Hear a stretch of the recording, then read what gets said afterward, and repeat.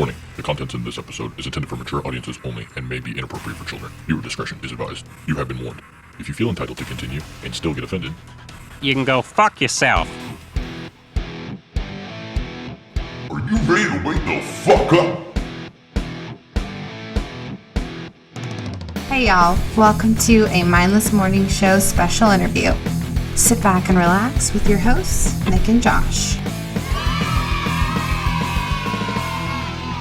Hey everybody, welcome to another episode of the Mindless Morning Show. Today we have a super special guest, Uncle Hack, and he is a YouTuber, podcaster. Dude is funny as fuck, and he's gonna hang out with us, and we're all probably gonna laugh a shitload because hopefully we're all funny, but I don't know, maybe just Uncle Hack. But anyways, how are you doing, man? I'm doing great, man. Thank you for having me. I really appreciate it. Thanks for coming on, man. We appreciate it. All the way from Canada. Yeah, Edmonton, Alberta. Edmonton, Alberta, my boy. How's the weather over there? We're already on that, eh? How's the weather, man? How's the weather? What are we, like two old men sitting in a coffee shop? I can't believe how windy it is out there. Oh. Yeah, man, you know, that's it's our only question. It's our only question, actually. But to answer your question, I don't know. There's like a little bit of snow. The river isn't frozen over no more, I see. And yeah, that's here. I'll give you a look. There you go. This is what Canada's looking like. This is downtown Edmonton. Oh, that's not bad at all. Yeah. Okay. There's a little snow really back cool there. view. Yeah. That's a good view.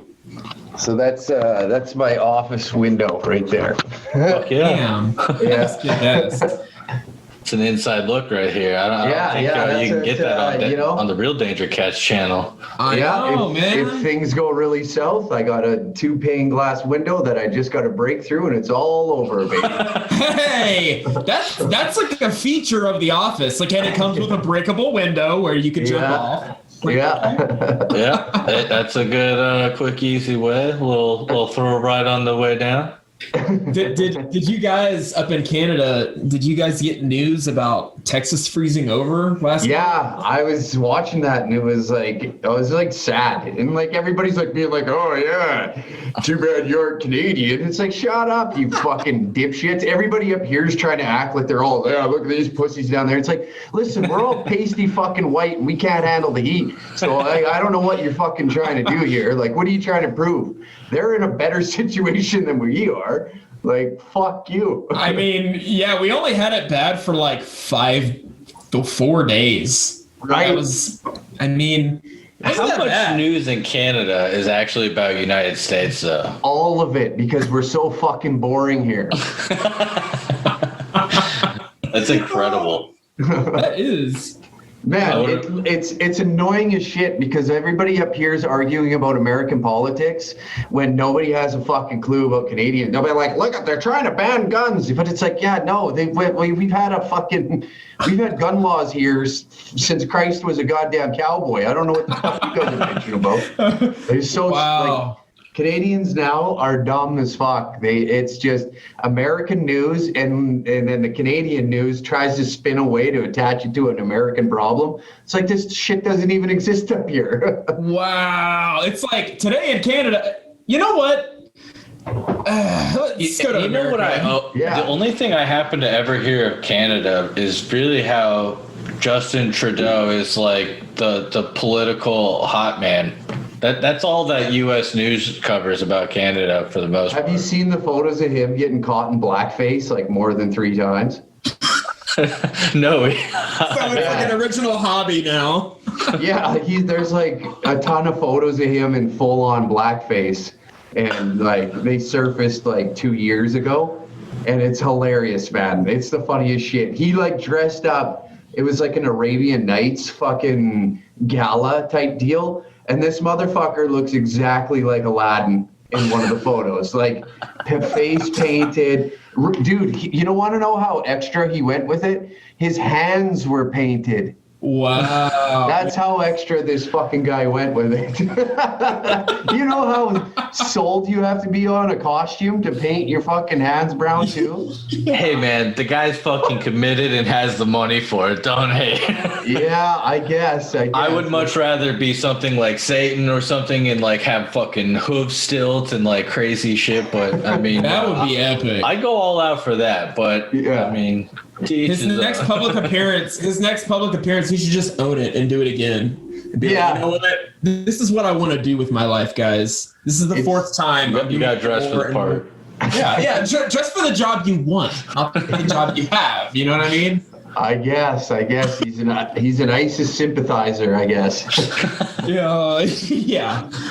Oh shit. Speaking of dressing for the job you want, what is it that you do for a living? If you don't mind us asking, I'm sorry. Prior to all this kind of like taking off and this whole online thing, I honestly don't know what I'm creating an online community is what I like to tell myself in the morning so I can wake up and pretend I have purpose. And not jump out the window. Yeah. Save somebody the cost of a new double pane window. But for the most part, it's just like, I don't know, finding funny shit to share and creating funny shit, creating clothes. It's just running a brand, doing the podcast, trying to be create some sort of comedy week to week. So it's fun, it's entertaining, and it's led me to a career that I can finally like really enjoy. I've wanted to get into stand-up like pretty much, oh man, I was like 13 years old. And the first special I ever watched was Dave Chappelle's Killing 'Em Softly. Yeah. And since then I got like hooked on stand-up, and I just never got the sack to try it, or had really, like, where I grew up, there wasn't stand-up comedy or anywhere to go try it. The closest place is probably like maybe 3 hours away.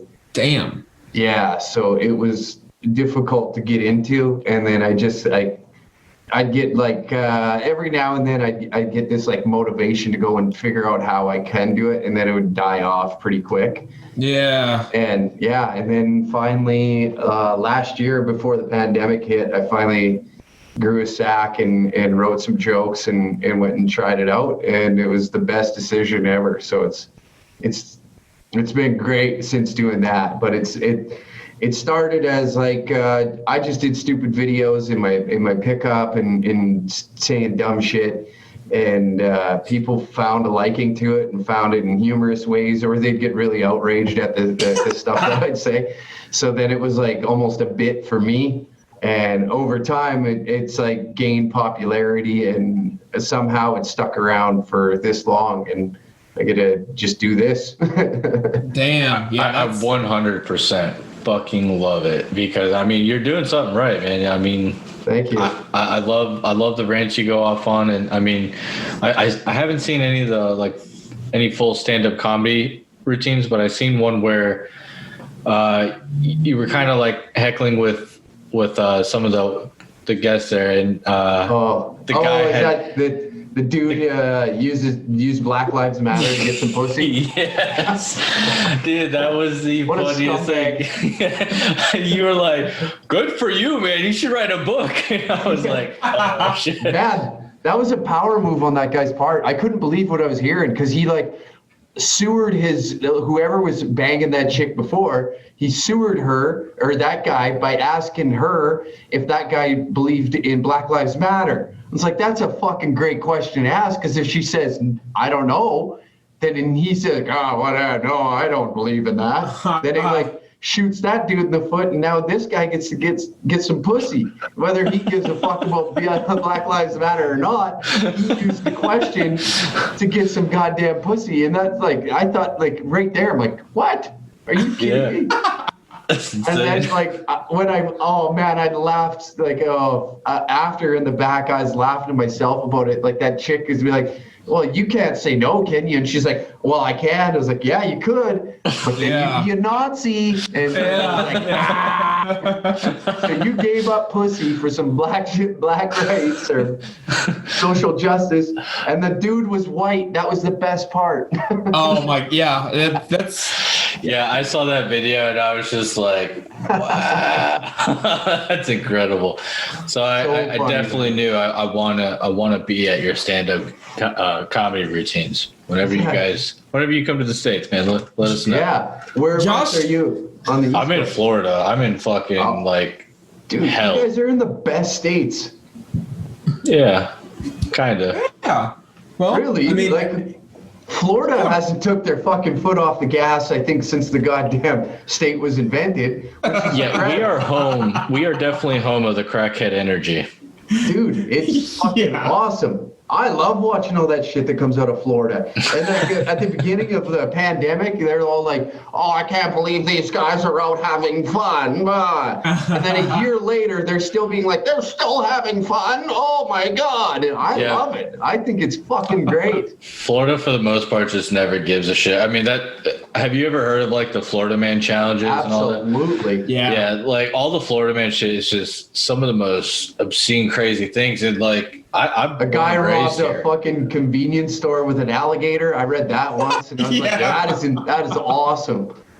Dude, That's some insane shit. Like, what? Do you even get news like that in Canada? Does anything like that even happen in Canada? No, man. You want to know? Okay, so we're gonna get morbid for a second, but I promise it'll get lighter. So when this whole the Atlanta shooting that just popped off with that anti-Asian kind of hate crime, whatever you want to call it, whatever the news is trying to spin racist these days, when that happened, it was like the Canadian media is like, this is a perfect opportunity to hop on this, and then they're trying to get in on the whole Asian hate crime, and it's like, some guy told me to go back to my country, even though I'm born here. And it's like they're interviewing people on the street, trying to drum up some hate crimes that happen in Canada. And it's like, some dude just said that he called me slant eyes, and that was it.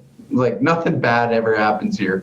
Oh wow. It's I mean, don't take the whole me saying slant eyes as being like, yeah, look at these racist. right. No. I just think that's really funny that's about the worst thing you could have came up with. It is, man.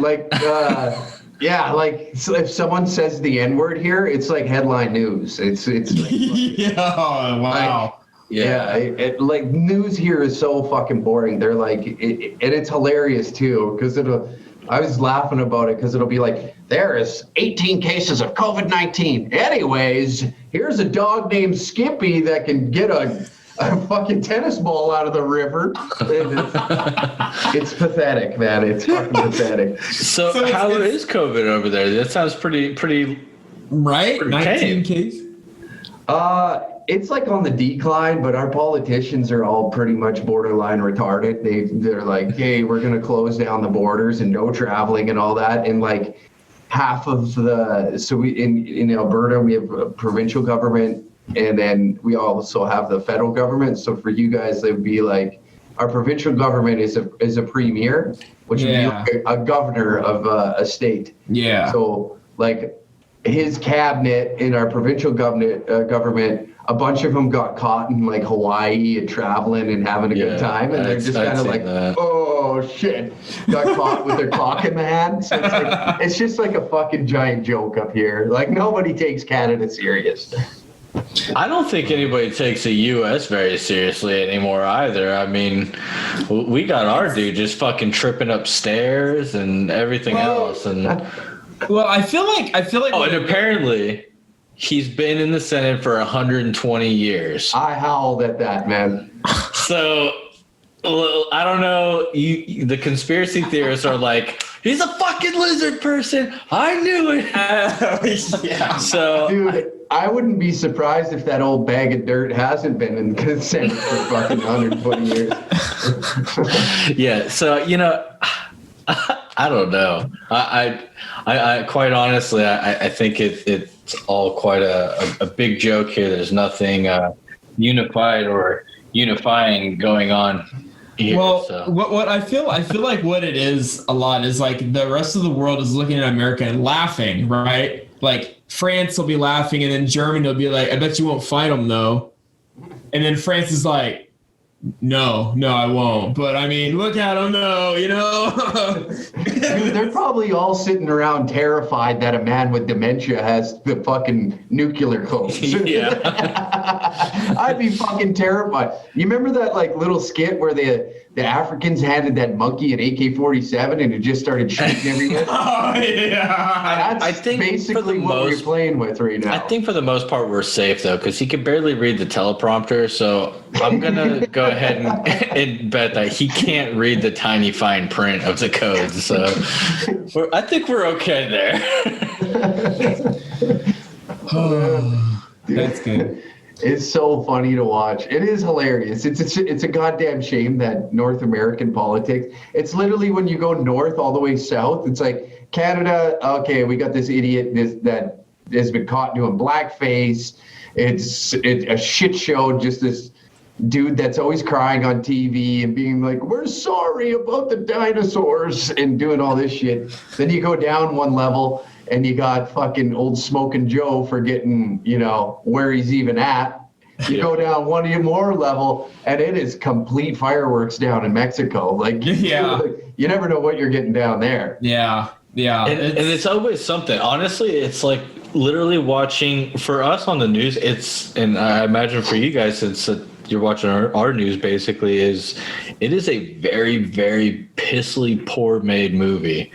It's borderline idiocracy, just with a really shitty fucking storyline. Like, yeah, it's just, man, it's so like bad. every self-produced Steven Seagal film. Yeah, Fighting penguins. yeah. Shit, man, I don't know. Like, I can't believe that. I wonder how many, like, where else in the world our news is like basically just broadcasted for all to watch and see. Like, I mean, how boring is everywhere else? Are we just that fucking dumb? Like, that's why I feel like Canada's pretty nice now. That's like the worst news you get. That's what I'm saying. That's good. Y'all are like kind of comfy and tucked up there, and you can just kind of chill and. But I feel so many Canadians want to come to the U.S. We do, man, because you guys are. Because look at the opportunity that's up here is like nothing. There's nothing unless you want to like. If you want a good blue collar job, it's all right. Where if I get into America, I can have a lot for less. So up here, our taxes, we get taxed, I think roughly around 40% of our income. And then on top of it, we're paying taxes on house tax, and it's just nonstop. And especially in like my line of work, if I want to be a stand-up comic, I don't want to be the biggest in Canada. I want to be the biggest in America. I want to come down there and like be good down there. If I'm a half-ass comedian in the United States, I will still make more down in America than I ever will in Canada. So it's yeah, but you know what's interesting about your style, your accent, your persona. You're gonna fucking kill here, dude. Yeah, it's very kill here. Like Canadian humor is like. It's almost like this blend between the like British humor and American humor. Yeah, we're like we still have the monarchy here in Canada, and then we still have, like we're heavily influenced by the American entertainment arts or whatever the fuck movies. No matter what we get our entertainment from America. So you get this blend of it, and it creates like that and like. I think once you got to battle the elements, especially up here, and you're dealing with the cold for 10 months out of the year, you really rely on humor to get you through that shit. And then like when it's minus 54, man, and you're trying to work outside with like 3 guys and get a job done, and you're like, I fucking hate this. Yeah. And you got 3 other guys in there like, oh, look at this fucking pussy. And then like you have to deal with that all day. You become like mentally tough, and you get this thick skin of dealing with that shit all day long. So Yeah. It's like a weird blend. It's a weird blend of human. That's interesting. So Yeah. does that mean that you eventually plan on moving here and living here? Yeah, man. My sights are set on Texas. Like I really want to. Well, shit. I mean, my couch is right here. I mean, it's pretty That'd chill. be great. Yeah. It's pretty chill. It's just a pain in the ass to get citizenship or permanent residency down there. Well, you could just tell them that you're on the Mindless Morning Show, and they'll fast track it. Yeah, you got an in, eh? Pretty sure. Shit, if we had some kind of ability like that, that'd be insane. Yeah. So why is it such a pain in the ass to get citizenship? Just because I have to prove to myself, or not prove to myself, prove to your government that that I have a skill set that an American can't fulfill. So with being a comedian, it makes it it makes it easier because I'm in the arts and I know some guys that are in the scene down there that are going to help me out. But in the But same, is that like the actual terminology? Like what the fuck? yeah, it's I can't remember the type of visa. I need to get a certain type of visa, and it's like considered an extraordinary person in the arts. Or like sports or whatever it can be, whatever they consider. What if you just marry some like white chick that loves you for your accent? That would work. You don't strike me as the kind of guy that wants to be tied down to one pussy. Hey, my wife is looking for someone. Wait. Yeah. All I need is the citizenship part, and I'm good. She can fuck whoever she wants. I'll even live in a separate bedroom. It don't matter to me. She already does. It's fine. All right. Well, I mean, we got a lot of American listeners. So, ladies, anybody wanting to take Uncle Hack in? Yeah, if you need like a fucking dollar store fucking Kid Rock, here you go. The dollar store Kid Rock. That's that dude. That's the name. That's the name of your first stand-up special. Dollar store Kid Rock. I heard the funniest. My buddy looked at me the one day and he goes, "You want to know the similarities between?" I fucked it up. It's like Kid Rock is like one of those like inflatable pools you put in the backyard. It's not an underground pool, but it's still kind of badass, you know? I'm like, man, you couldn't have explained like Kid Rock better than that. Yeah. It's true.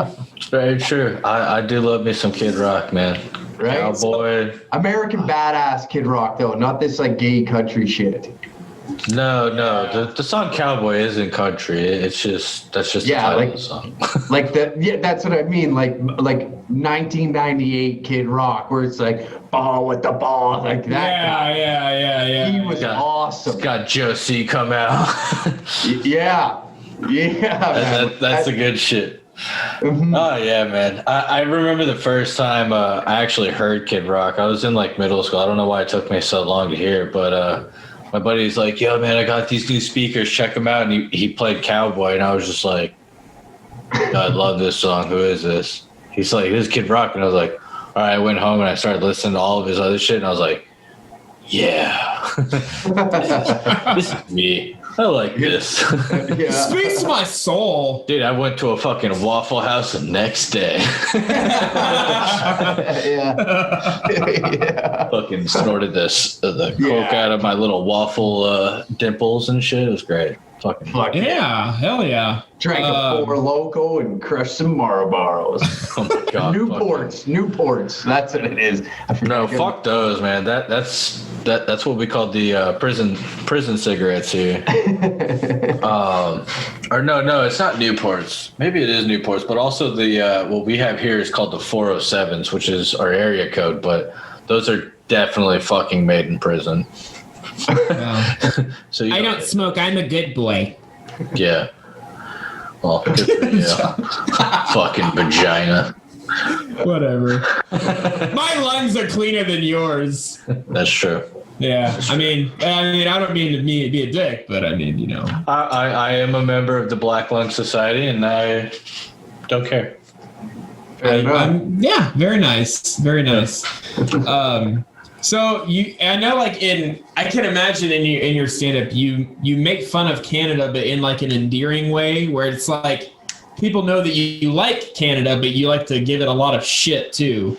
So Oh fuck, man! Like, let's be honest here. Like, I'm tired of everybody like just kind of pussyfooting around like the honesty part. And it's like, look, Canada is sick. I love this place, but at the same time, this place is like filled. Like, we're tough when we need to be, but we're also pussies. Like, on a grand scheme of things, like, you don't look at Canada and be like, yeah, they're probably gonna invade us one day. You're like, oh fuck. You know, like, it's just we gotta be the funny guys. You know, it's like, hey, we're the jester in the court. Don't bomb us. Hey, we're still good. Hey, fuck. And we won't. You're telling me you'll never stampede America on your horses with like syrup Molotovs? No. We made our point in in 1812 when we burnt the White House down. We've made our point. We said, hey, we're good. The fucking war's over, boys. We're good. We'll keep the British up north and we'll be all fine, right? We'll be good. Yeah. And then we just called it right there. And then we've never fucked with you guys ever again. And then you guys decided to take it a step further and have like way more guns, way more freedom, and way more sweet shit going on. Like, I've never seen. We can't sit here drunk out of our mind shooting an AR-15 in the air while having fireworks shoot out of your best friend's ass. Like we just can't do that shit up here. It's not necessarily condoned that like you shoot in the air, because what goes up must come down. Yeah, but if you film it and you're like in the middle of nowhere, it'll get a lot of hits on YouTube and people are gonna laugh. Exactly. People aren't going to be like, you shouldn't fire those in the air. They'll be like, well, you look like you're in like the middle of nowhere, so that looks fun. Yeah. You know, I'm all for America and guns, but fire responsibly. Don't shoot in the fucking air. You know, I'm Florida energy, but whoa. You say that now, but then you get all tanked and you're like, check it out.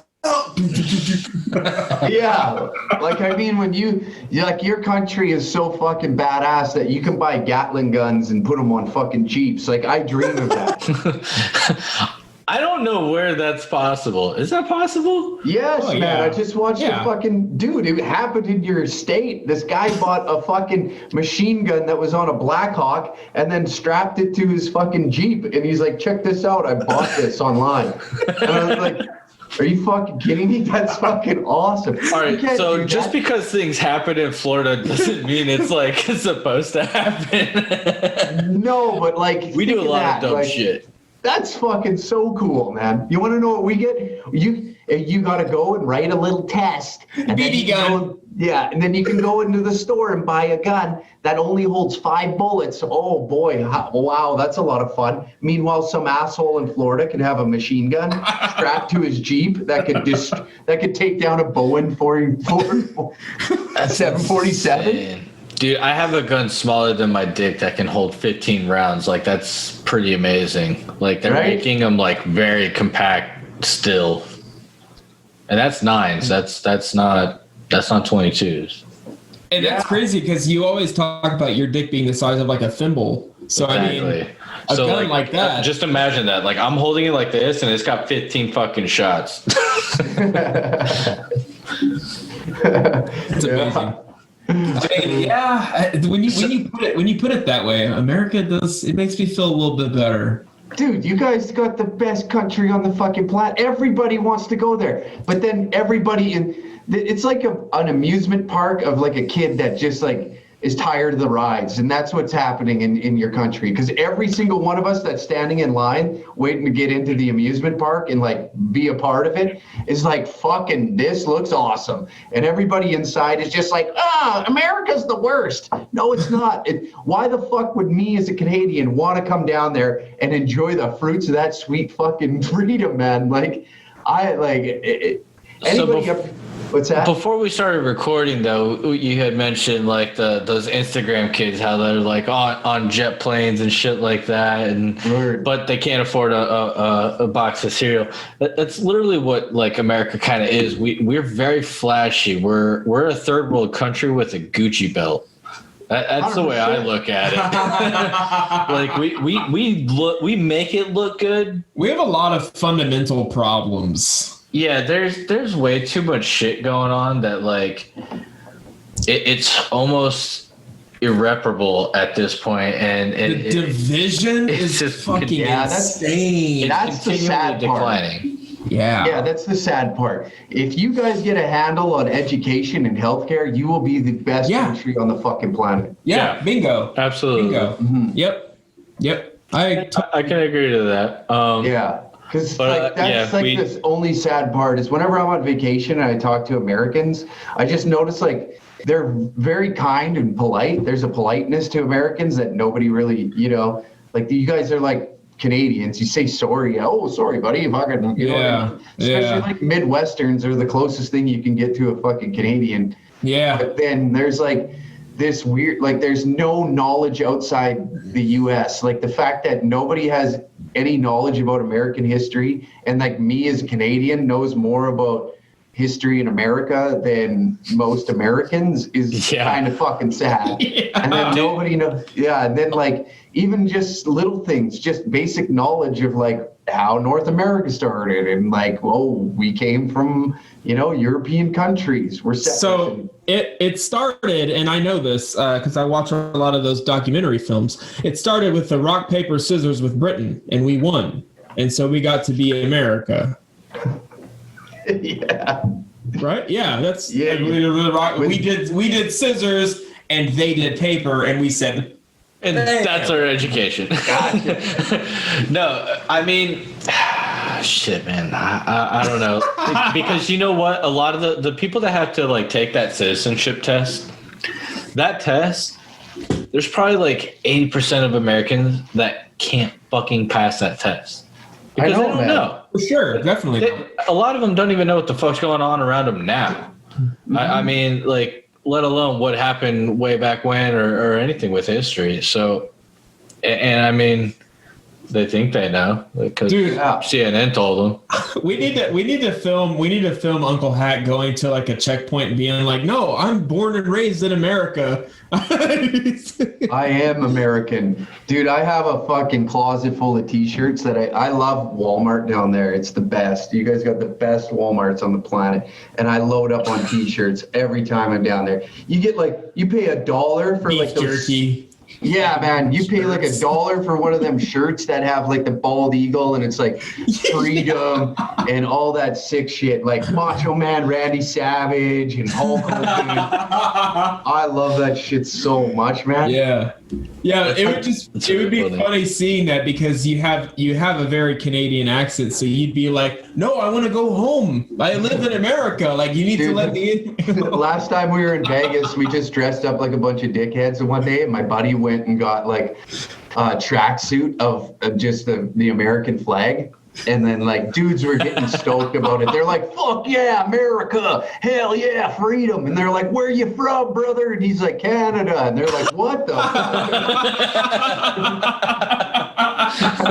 That's awesome. He's playing blackjack just hammered in this fucking Stars and Bars, baby. And fucking, the Wisconsin represent. Where are you from? Fucking, you gotta be from. And like, as soon as he's like, "I'm from Edmonton, Alberta. It's up in Canada." They're like, "What the fuck is going on here?" Dude, are we in Vegas or where the fuck are we? Right. Dude, that's awesome. Holy shit. That is pretty cool. Man, yeah, I mean, you're making me want to go to Canada and be like, "Hello there, guys. Yeah, I'm from Texas. How's it going?"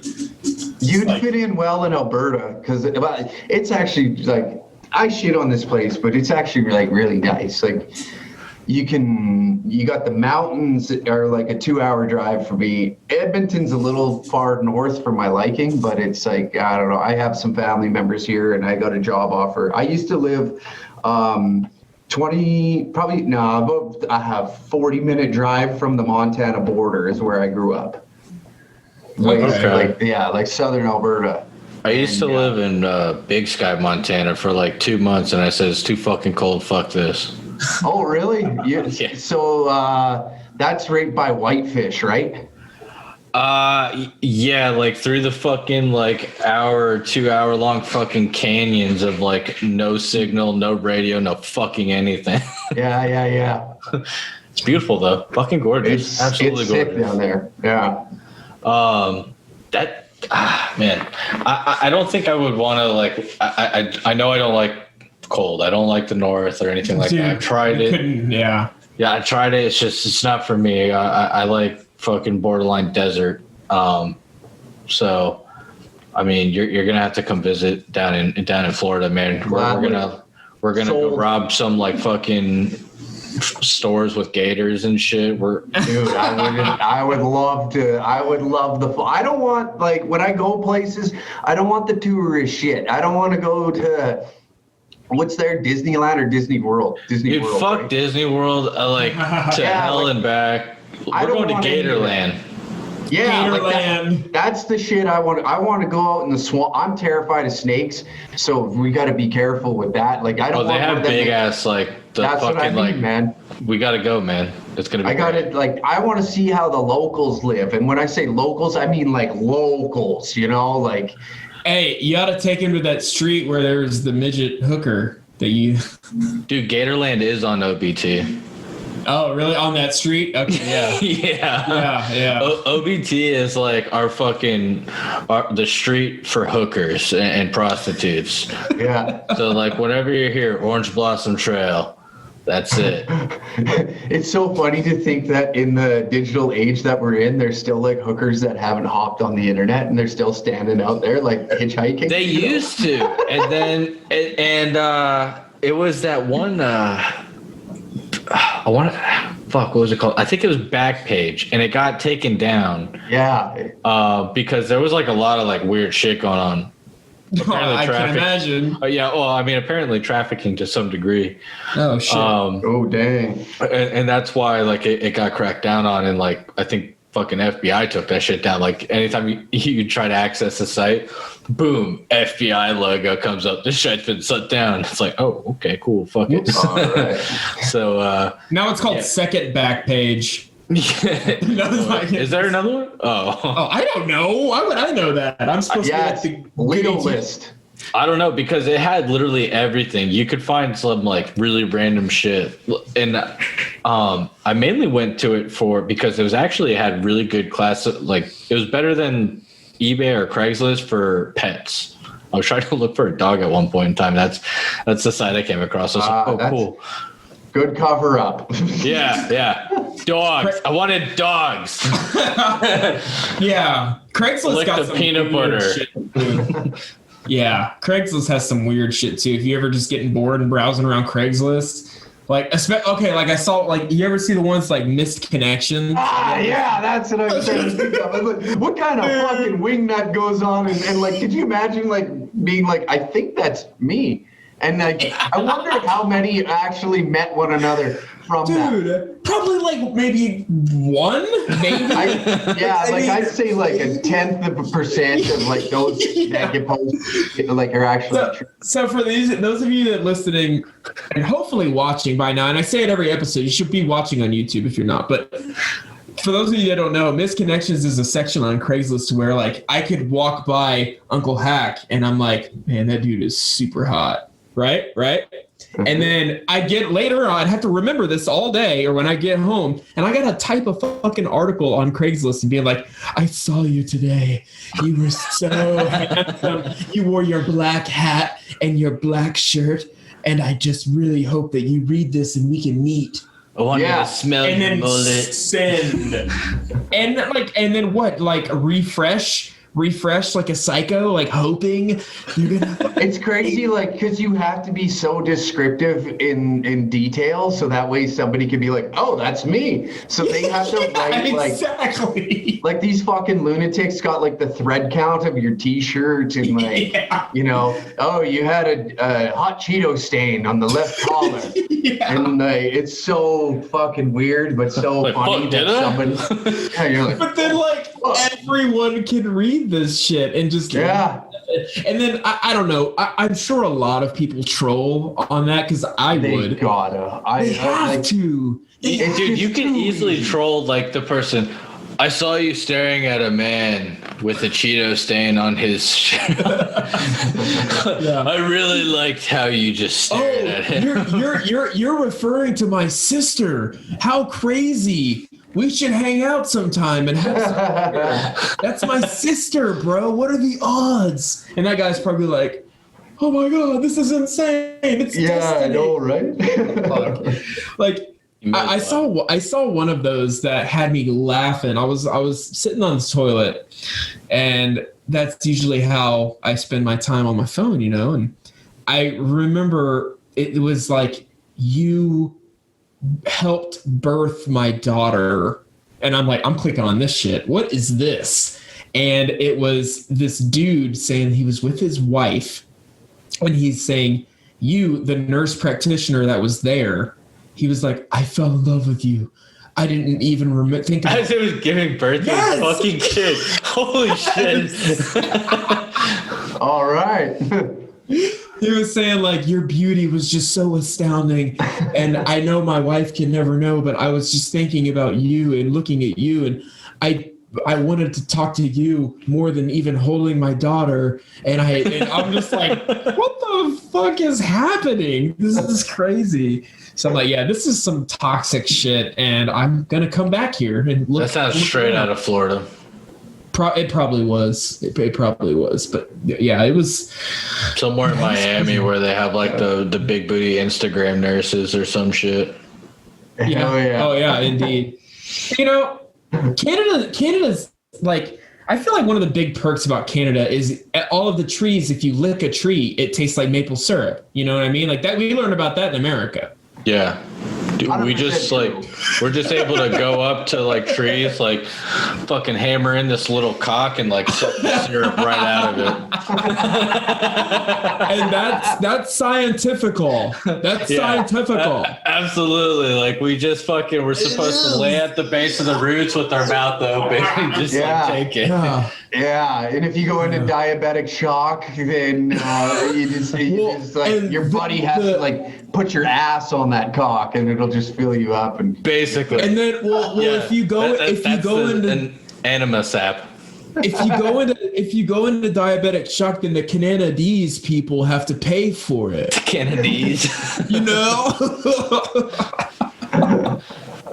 Oh, this is like the fucking Mindless Morning Show at its best here. Just absolutely, I agree. And that's one reason why we named it that, because like there's times where I'm like I think I might know something here, but I don't know for sure. So I'm gonna say it, and you guys can't actually believe me, but I think I might be right, and then I'll spew whatever fact it is I think I might know. That's kind of like our fail-safe. Like our name of the show is kind of a disclaimer. Like, don't take medical advice from us. No. You know what I mean? You honestly should.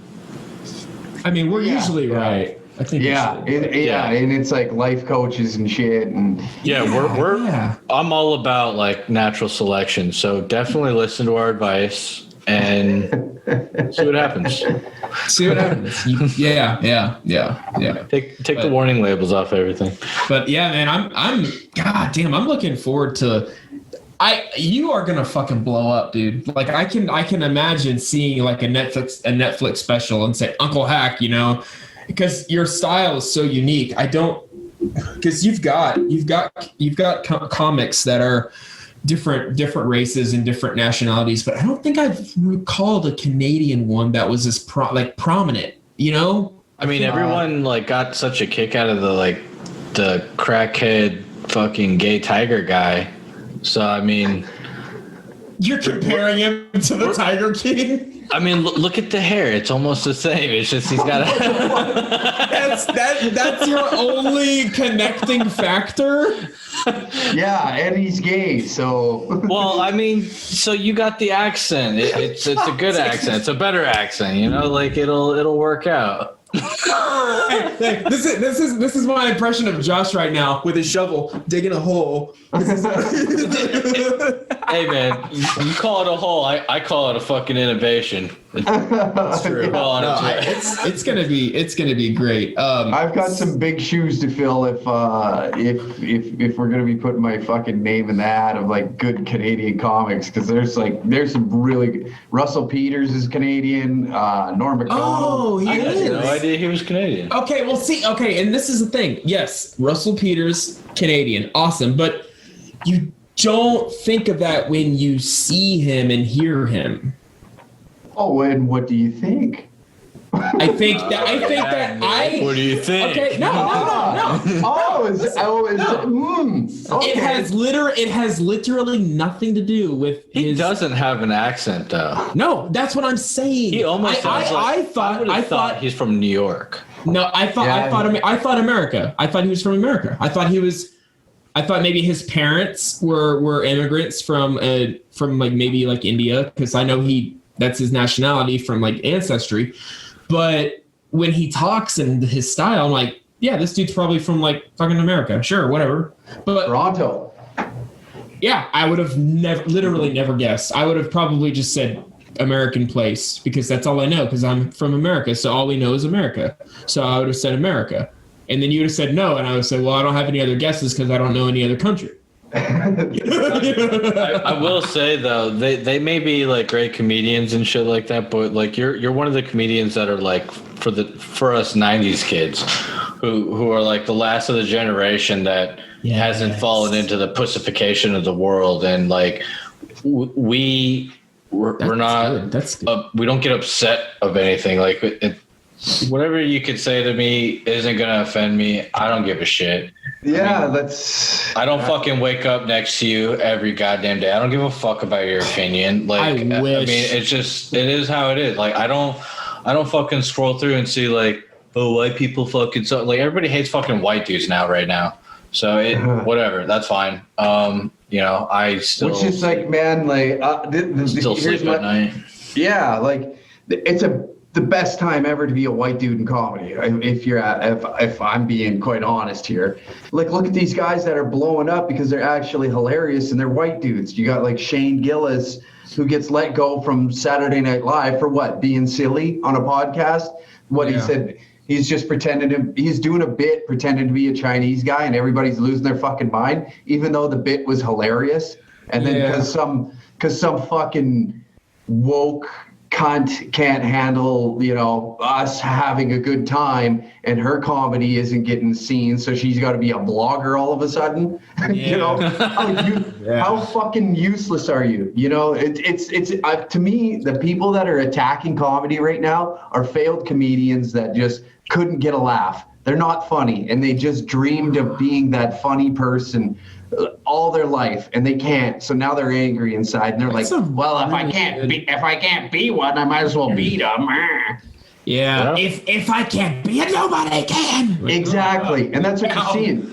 And you're just seeing a bunch of fucking like grown ass children stomping their feet, throwing tantrums because they can't get what they want, and it's like, fuck, grade off. Yeah, and that's when like Karen kicked through the egg and said, "I'd like to speak to your manager." Yeah.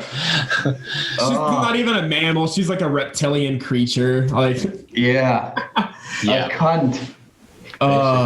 What do you think about? Actually, you know what? Real quick, listeners, we're gonna take the quickest of quick breaks, like we usually do. Hold on 1 second, and Josh is gonna pause the recording, and we're gonna take a quick break. I'm gonna do that. I'll be right back. Okay, bye.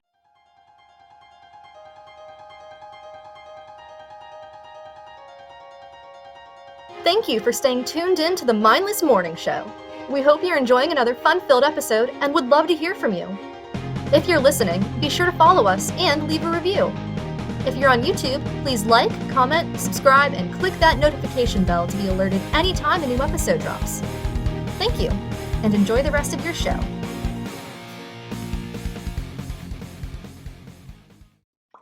Hey everybody, we are back, and we are still here with Uncle Hack, and we're having fun, and we're not letting him leave.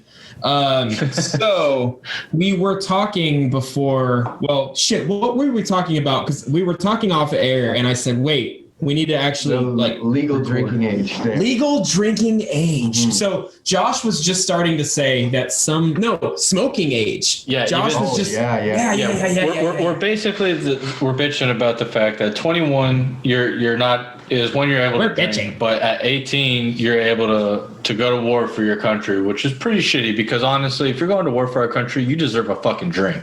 Give that man a shot. He just killed somebody. God damn, he needs a shot. You need whatever like we have to offer. And in some states, they're even moving up the cigarette age to 21 as well. I think more so even with the like just all tobacco products, more so to like avoid like the Juuls and the vapes and all that shit. But I don't know. That's pretty fucking insane to me. Like I really feel like. And here's the bombshell for you, Josh. One of those states already did it, and that state is Texas. Wow. Are you 21 to buy tobacco products? Yes. Wow. Yes, it happened. It's the Mindless Morning Show. Yeah, it's the Mindless Morning Show. You can't quote me, but like 7-8 months ago, that shit changed. I feel like in Texas at 14, they're fucking dipping and shit.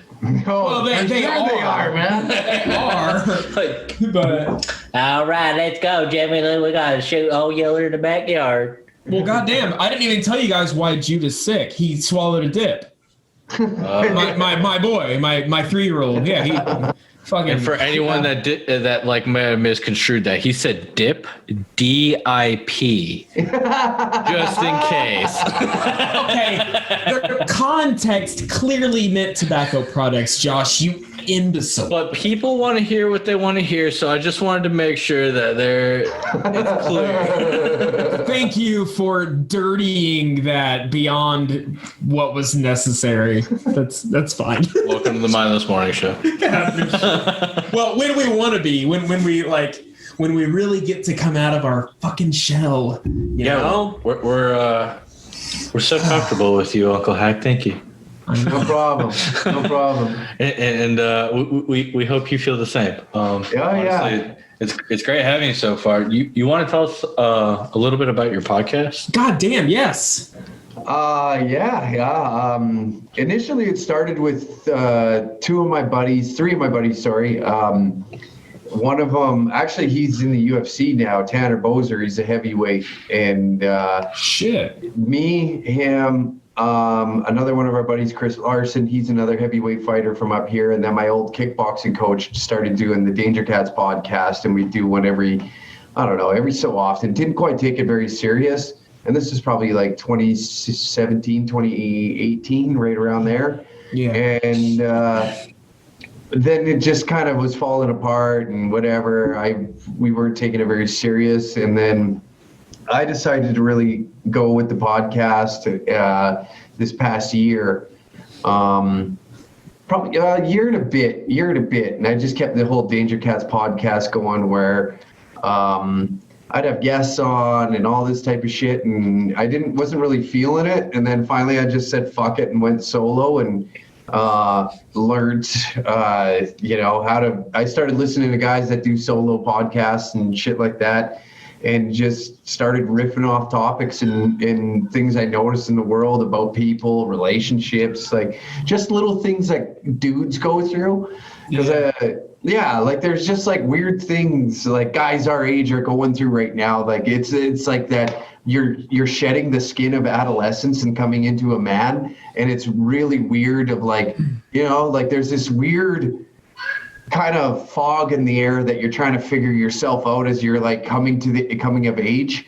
Yeah. And I feel like a lot of dudes our age are going through that right now, and nobody's really fucking talking about it. And like the whole men's mental health shit and all that, and you got feminists screaming in our face because we like fucking tits in our face, or you know what I mean, like just for being a dude. So I'm like, God, whatever, fuck it. This is my lane. This is what I'm gonna live by. There's already enough comedians going and doing the political shit. There's already enough guys doing the headline news and making fun of that. I do grab a topic every now and then, and if it's completely outrageous, then I'll fucking dive in on it. But for the most part, it's just like shit guys go through in a relationship, or like most of my friends are all married and have kids back home. So when I talk to them, and like they are fucking just a pool of content of like the things that they gotta go through. Like, you know what I mean? The wife pitching at him about this, and like,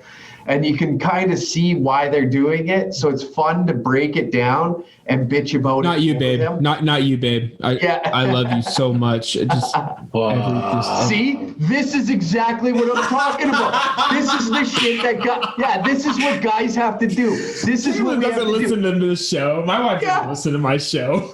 Oh, but you have to like, okay, oh no, babe, not you. You're the best. You have to like butter them up to the point. No. Yeah, no. She watches me you're with the notes. Best. You're the best. Oh no, I love everything about you. I wouldn't change a single thing. And then you walk out and you're like, oh fuck, Jesus Christ, that was a fucking, my God, I should get an Emmy for that. You know, minis. Like somewhere in the timeline, dudes just like stop being men, and we just like kind of cave to like these fucking ogre type. We're women, respect us, and you just get tired of it. It's like when I see a fat girl screaming about Me Too, and it's like, I don't know about that, you know, like. Good try. Good try.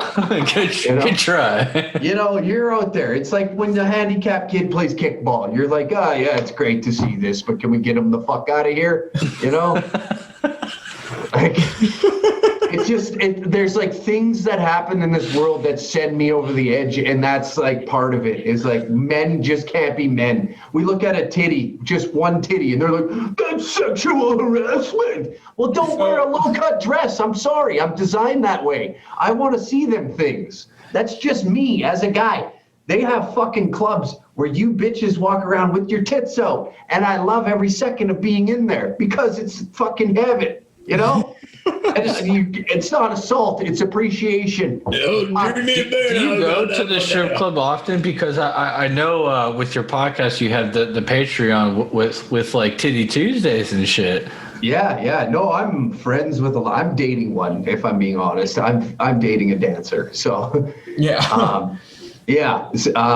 But yeah, no, I'm friends with a lot of them. They're like really rad chicks. Just a stupid stigma, you know. Oh, you show your tits, you're a whore, you're a genius. You don't have like you were given that, and you monetized your body. That's fucking awesome. Absolutely. I wish I was like born with tits or like born. I mean, I've tried it, but it just makes my self-esteem plummet. My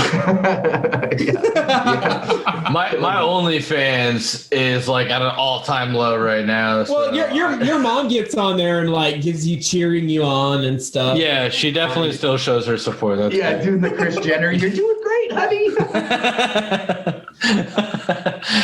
Basically, you know, it's when I got like the duct tape, the skin tone duct tape to like kind of like tuck it all, and it doesn't work. Yeah, well, that just went too far, though. You didn't appease your main audience. You went I was trying, man. Well, you know, speaking of men problems, I got something I can ask you guys. Have you guys, like, as men, have you ever plucked one of the hairs on the very, very, very, very tip of your dick? You get hairs on the tip of your dick? No. I was about to say this must be something new. That's an American thing, ain't it?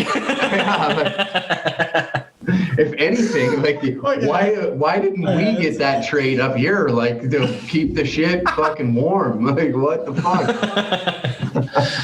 I wish I could have held on to it longer, been like, oh yeah, you guys don't? wait, I have like a lot right there, the very, very end, like right. My dick's got a fro. I have to part it when I pee. Like, you don't have to do that. Yeah.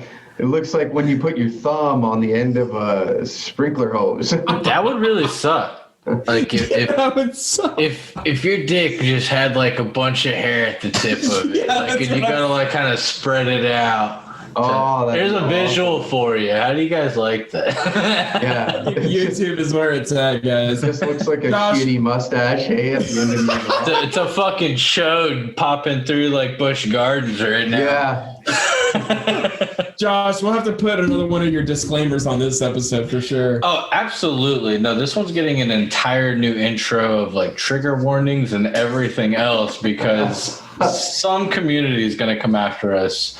We How might get sad kicked is that? out of the podcasters community and every. Like we just had like a very respectful, funny but very respectful interview with like the bassist of the Steve Miller Band and stuff like that. Oh, Where, sick. you know, like we're like we kind of keep it chill, and then but then we have like somebody that's a lot like us on, and we just fucking cut loose. Yeah, somebody that's like nuclear to touch and is like, yeah, I understand what you're saying. Yeah. I will say though,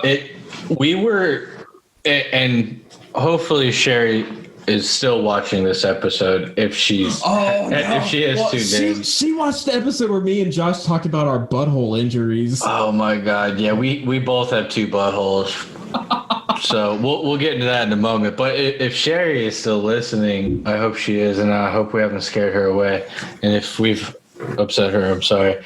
But she referred us to you, and honestly, we were really nervous talking to her because one, I mean, she's just beautiful, and 2, we don't know what the fuck like kind of humor everybody has right off the bat. We don't meet them right away, so we were kind of nervous, and then we were like, she just seems way too sweet.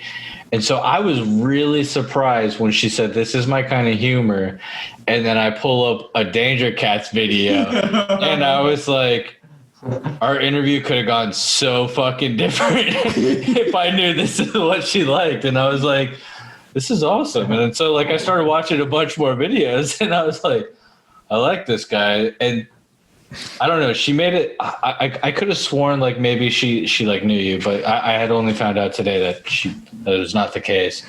But that she is your number 1 fan. Says hi, and yeah, I fucking became a big ass fan. Like, I'm one of those American fuckboys that watches the show. Sick. I need more of you so that way they can convince your government to let me be one of you. Dude, well, I'll make a poster. I'll make a poster. How's that? Hey, you know what? You can go ahead and say that like you run a funnier podcast than us and the Mindless Morning Show. There you go. You do it better than America already. Perfect. And I'm going to use that now. Yeah, write it down. Josh, you really mean that?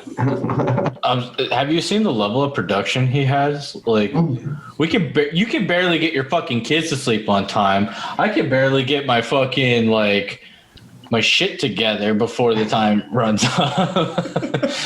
Like, it's just cheers, everyone.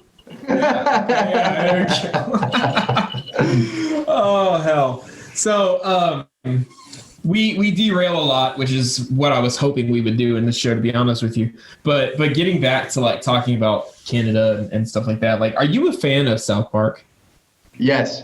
Okay, so then, major fan. It's one of the best shows out there. 100%. So then you must think it's hilarious, I guess, how they decided to portray Canadians. Oh yeah, it's so funny. Like Terrence and yeah. And now we'll go to the King and Queen of Canada getting married. I think that's so funny. Like, yeah, it's just like the most retarded people on the planet. I don't get why their heads completely split open. I've never understood that. Yeah. And I feel like it's just something I kind of like accepted, and everyone accepted it. Like, okay. Yeah, but I will say, like, they depict you guys really funny, and I don't know. It's good to know that you guys like it. And all of the cars have square tires in Canada. It's so funny. You know how fun it'd be to write with those guys and sit in that room and just think of fucking crazy shit? Dude, you could do it. You could do it. Oh, Matt, what's their names again? It's Matt. Matt Trey Stone and Trey Parker. Trey Parker, yeah, that's right. Dude, I watched. Did you ever watch the kind of little documentary of the process they go through on a week to write? Yeah, it's fucking hectic. Dude, they're like not done with the show 2 days before it's supposed to be out. Yeah. Like, really? Yeah. Oh, shit. Yeah. Yeah, They're like, sometimes they're getting by like just by the skin of their balls, man, and getting that episode out. It's fucking crazy. Yeah, and good for them. And I do know that the pandemic special was their very first episode done, where the whole team was like in their own home. They were kind of collaborating via Zoom or whatever the case may be, and they did just as phenomenal as a job as they would have any other episode, I think. Yeah, I couldn't tell. I mean, that really speaks volumes that no matter what kind of like environment you put them in, they're creative and they're gonna fucking nail it. And dude, I don't know who like their core writers are overall, like aside from Matt Stone and Trey Parker. Basically them. Yeah, it's like those two just like start spitballing, and I mean, if it's really just them two that are like the fucking brainchilds of some of their shit. Yes, it is. I don't know. And then every now and then a comedian will pop in, or like someone else that's super funny, and they'll sit in on like a writers meeting, and then they'll throw and pitch ideas, and then they just like have like, it's just funny dudes getting together and making, and I love like, man, how much those guys don't give a fuck, like showing up to, you know, award shows high on acid in like a fucking dress like transsexuals and shit. Like they just don't give a shit about any of that glitz and glam, and they just really enjoy being funny. And that was their point. Is there what's so crazy though about is everything everyone's so fucking upset about, South Park has touched and like fucked with. They times put 10. Muhammad in an episode years before anyone gave a fuck. Exactly. And but my thing is like, if everyone really, like everyone out there thinks they're fucking changing the world, like changing a fucking bottle of syrup from a female body to a fucking regular just plain old bottle, whatever, cool. You solved a fantastic world issue. Good job. I don't know. But that doesn't like, no, I've not seen anyone once question anything South Park does. And like, I'm not complaining. I don't want anybody to. Like, I fucking love what they've tried. They've tried. Tom Cruise tried. Yeah, and then everybody just tells him to shut the fuck up. Every time the woke he jumped on Oprah's couch. Nobody cares about him. No. Fuck him. It's hilarious. Anytime they try and attack South Park, they're like, no, fuck off. You're not getting anywhere with them. You're not going to touch these guys. No, like that's beautiful. We need to get them on the show, Matt Stone and Trey Parker. And we're going to bring you back because, I mean, they need to know the I like how we're just like, we'll get them on. We're going to fucking get them on. We're going to tell them the secret to real maple dick syrup in Canada. It's so easy. Just you can even get a spoon and hack it with a spoon and you can get some syrup. It's not hard. Canadians will never go hungry because they have an endless supply of syrup from every single tree. All of them. See? And none are poisonous, promise. Well, I wouldn't think so. Probably not. Probably not. But I can't imagine syrup being poisonous. It's too delicious to be so deceiving. You know what? What? Wait. I didn't do. No, I only say this.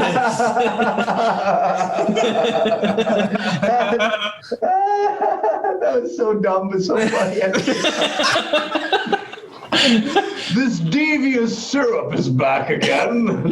This is America. I only say that because I had a buddy who he was a Canadian native, and every year, like him and his family went to Canada for vacation, whatever, and they'd come back, and he would always bring me like their syrup, and like it was seriously better than any other fucking syrup I could buy in the store, and it was so amazing, baby. Yeah, and I loved when I got it, and like, oh man, it was so fucking good. I loved when he left the country. It's great. I knew I was getting some good fucking syrup the next day or the next week whenever he got back.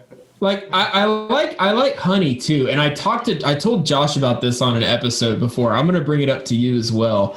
I did this when I was little out of desperation because when I was little, I didn't want to wake my parents up to make me food. I would wake up earlier than them and I'd go out into the kitchen and I just kind of like fuck around and make stuff. Okay. One thing that I made Josh, you probably one thing that I made was I would get 2 slices of bread and I would coat one side of the bread with honey and I would make a honey sandwich. And it was fucking delicious. I see nothing wrong with that. I've been high and I fucking drank honey out of the bottle, man. Yeah, but I was like a little kid. Wait, is being high and being a little kid similar? I could see. Yeah, absolutely. Being drunk. Actually, there has been studies that have shown that our brain patterns are very similar to that of a child when high and under the influence of certain drugs. Bingo. So honey sandwiches approved by people. Which explains why drugs are fun. And that Yeah, and the fact that kids are so imaginative, and that the fact that every good movie or TV series has been written under many drugs. 100%. Look at all the great musicians. If drugs weren't around, we wouldn't have good music. Yeah. Damn, yeah. I would like to think a world without drugs. Now just think about that for a moment. And like really think about the kind of shit that you would like have as far as media entertainment. Like nobody ever tripped balls. Shit, man. Yeah, absolutely. Yeah, it would be weird. Fucking music. You'd have to rewind life back to the Neanderthals before they like tripped out on psilocybin, or when the Egyptians. Yeah. Man, cocaine dates back to like the 1200s, man. Like there's been coke fucking around for a long time. And nobody talks about that. And like psilocybin's been around for a long fucking time. It's been around way like you got to go way the fuck back before. Well, I mean, that's how God was invented. Somebody ate some mushrooms. They thought it was like fucking food. They cooked it in their salad or whatever. They had some amazing trip and wrote a book about it. And I don't know. They couldn't explain it any other way. Hey, y'all, check out my book. And the other guy's like, dude, this isn't going to go anywhere. It's more than like, except it goes everywhere. Yeah. I was sitting there. I was stoned when I was thinking about this the other night. Now that I'm glad we're talking about this because I fucking forgot all about it. But if I could bring one guy back from the dead, it'd be the guy that invented the N-word, and I'd just be like, "Look at what you did, man! Like, say the word that you invented, and watch what happens." And he says it, and then like nonchalantly, all proud, I made this word up with my lips. And he says it, and just like chaos ensues, and he goes, "What did I do?" That's honestly a pretty solid thought to have, because honestly, I'd be very intrigued to know. Like, right. I would definitely like to say, like, and like I was thinking like how he invented it was he was trying to learn Spanish colors that day, and he just couldn't quite get it, and then he kept fumbling the word for black in Spanish, and he came up with that, and it just kind of stuck. And next thing you know, here we are, like a fucking century later, and you rip that out in public, man. Not good. So that who knows? You may be on the new Canada's news. Like, this guy was like really touching close to the end. This guy's juggling fire and he's about to get burnt. So that has to be fucking part of your stand-up. Like, I was writing a bit about it. Yeah. So don't steal it, please. No. Absolutely not. No, I'm joking. I would never get up on stage, because I'd basically get on stage just to throw up. This is the closest I can get to doing stand-up. I can make jokes on the fly and be funny, but I feel like I don't know if I could do it on stage. It's really hard. And I wouldn't be able to handle hecklers or anything like that, because I'd be like, all right, you know what? Show's over. You can find me out back.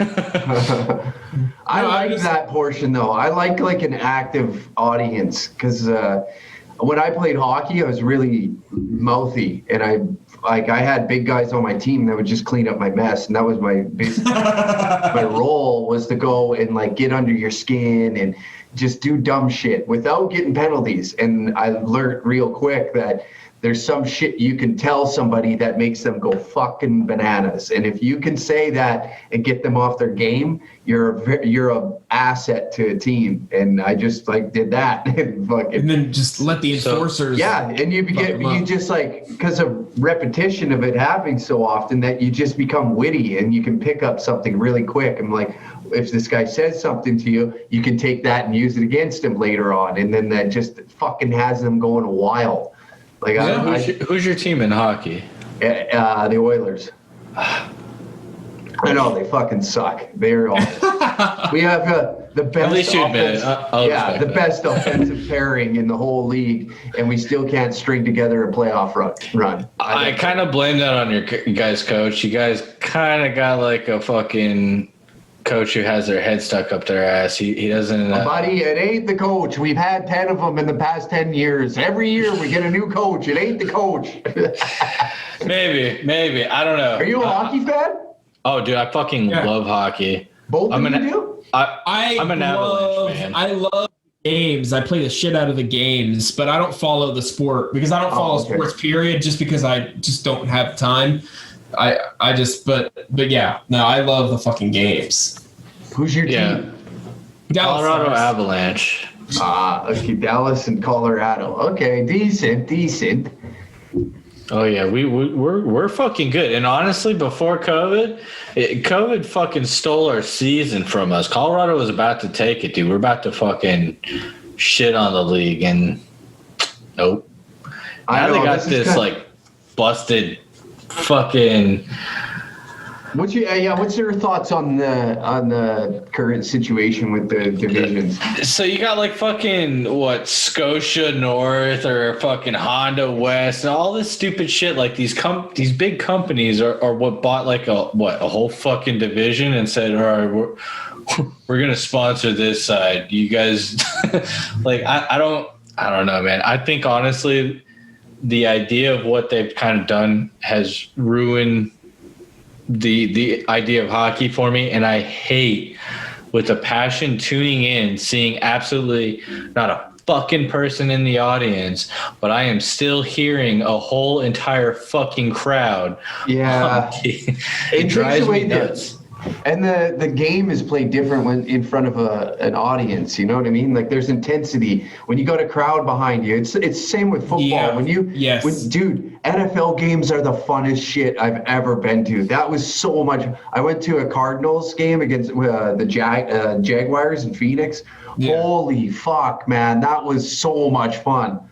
I'm like a half-ass NFL fan. My cousin's huge into it, so like I hop in like these. I wonder how big NFL is in Canada. It's pretty big. Like you can go to every bar every Sunday up here. It's like a lot of dudes watch football up here. I'm not gonna lie.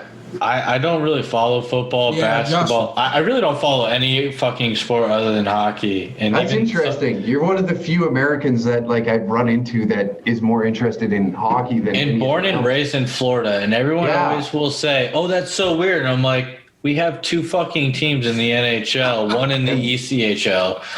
So, like, why is that weird? We had the Florida Panthers, the Tampa Bay Lightning. Well, there's no ice. There's no ice here. Yeah. There's no ice here. Everyone thinks it's played outside or something. I don't know. You play hockey on the beach. I got into hockey because my uncle was into hockey. Why he was into hockey, I'm not 100% sure. It may have been his friend, but I know he had specifically watched Colorado Avalanche for them. Otherwise, his team was the Blackhawks. And Chicago's pretty good. I did like watching Tays and Kane's like kind of chemistry between each other. They did pretty well. But overall, I mean, I got into hockey in 2001.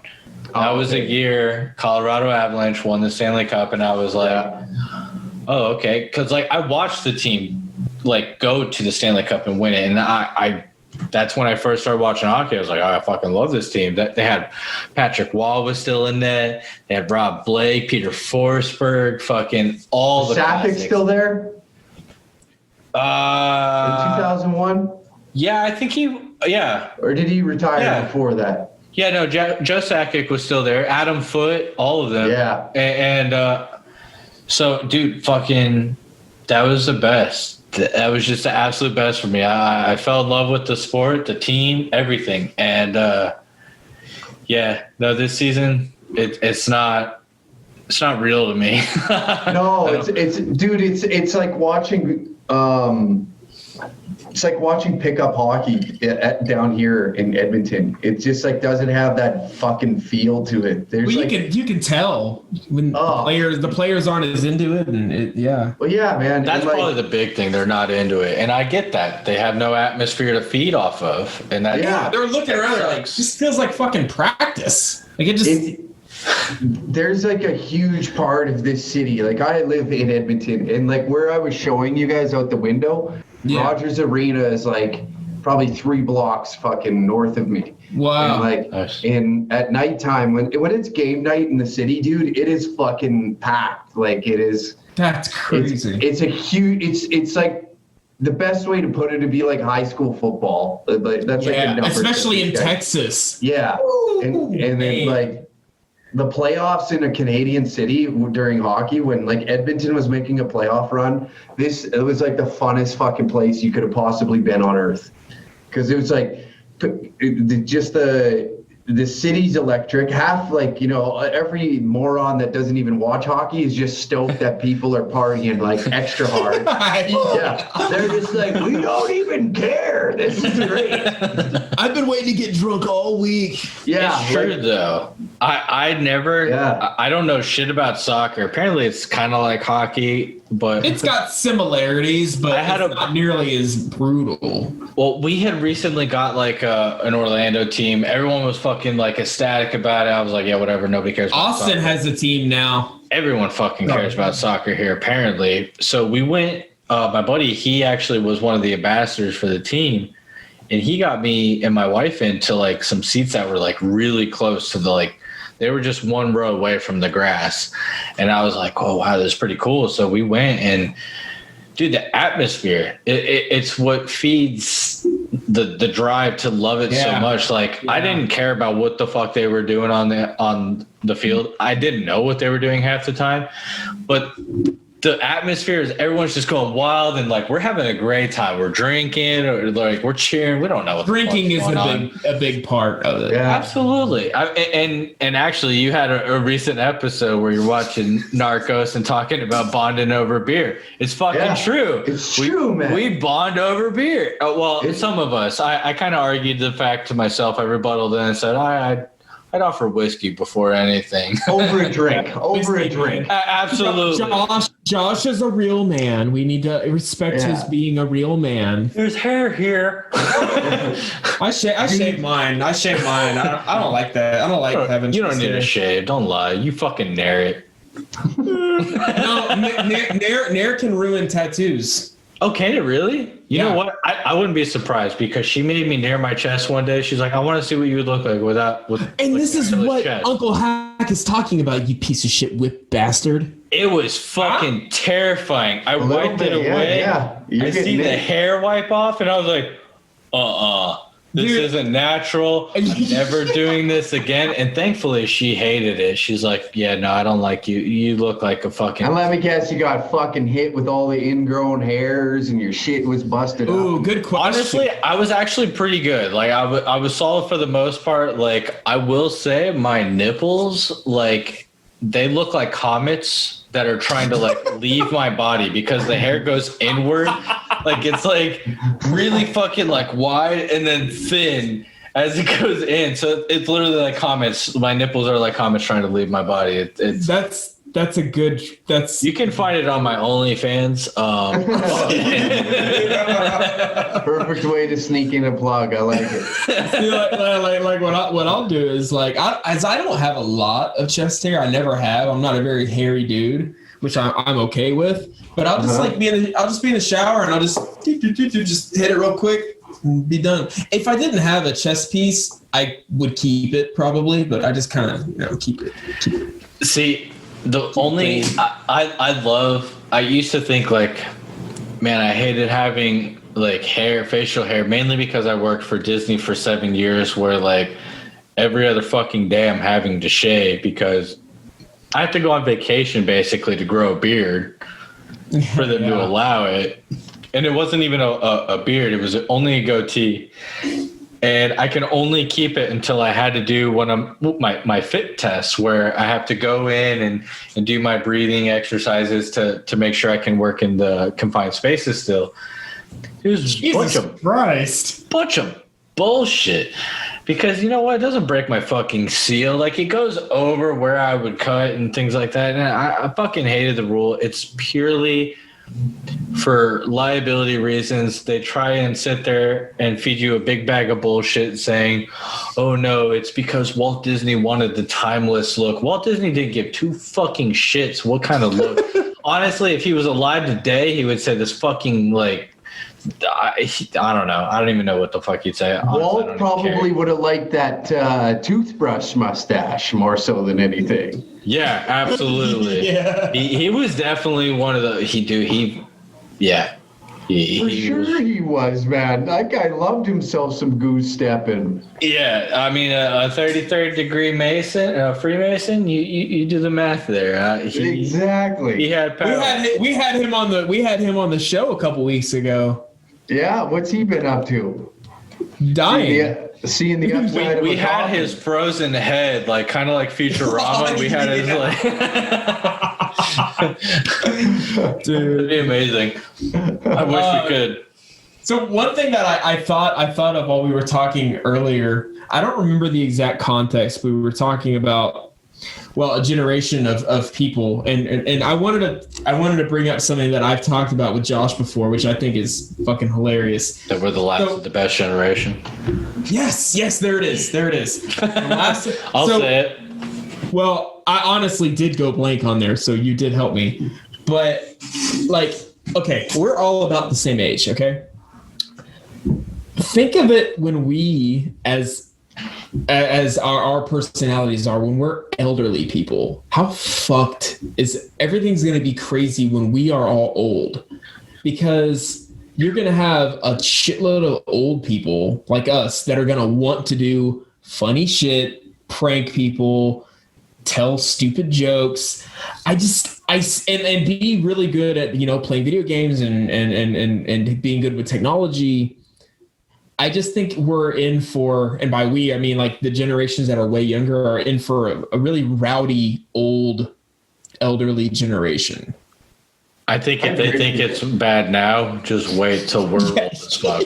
Yeah, like, I don't think they're prepared for senile fucking millennials, because it's like, hey, look at this little retard. Like that kind of wait for the asshole that grew up in this fucking generation to want to become a president. That's when we're fucked. Yeah, because I could see the people that want to be presidents are going to be like the ones that pander to all that woke shit. So I can't see it going well. Oh yeah. Honestly, I feel like the whole.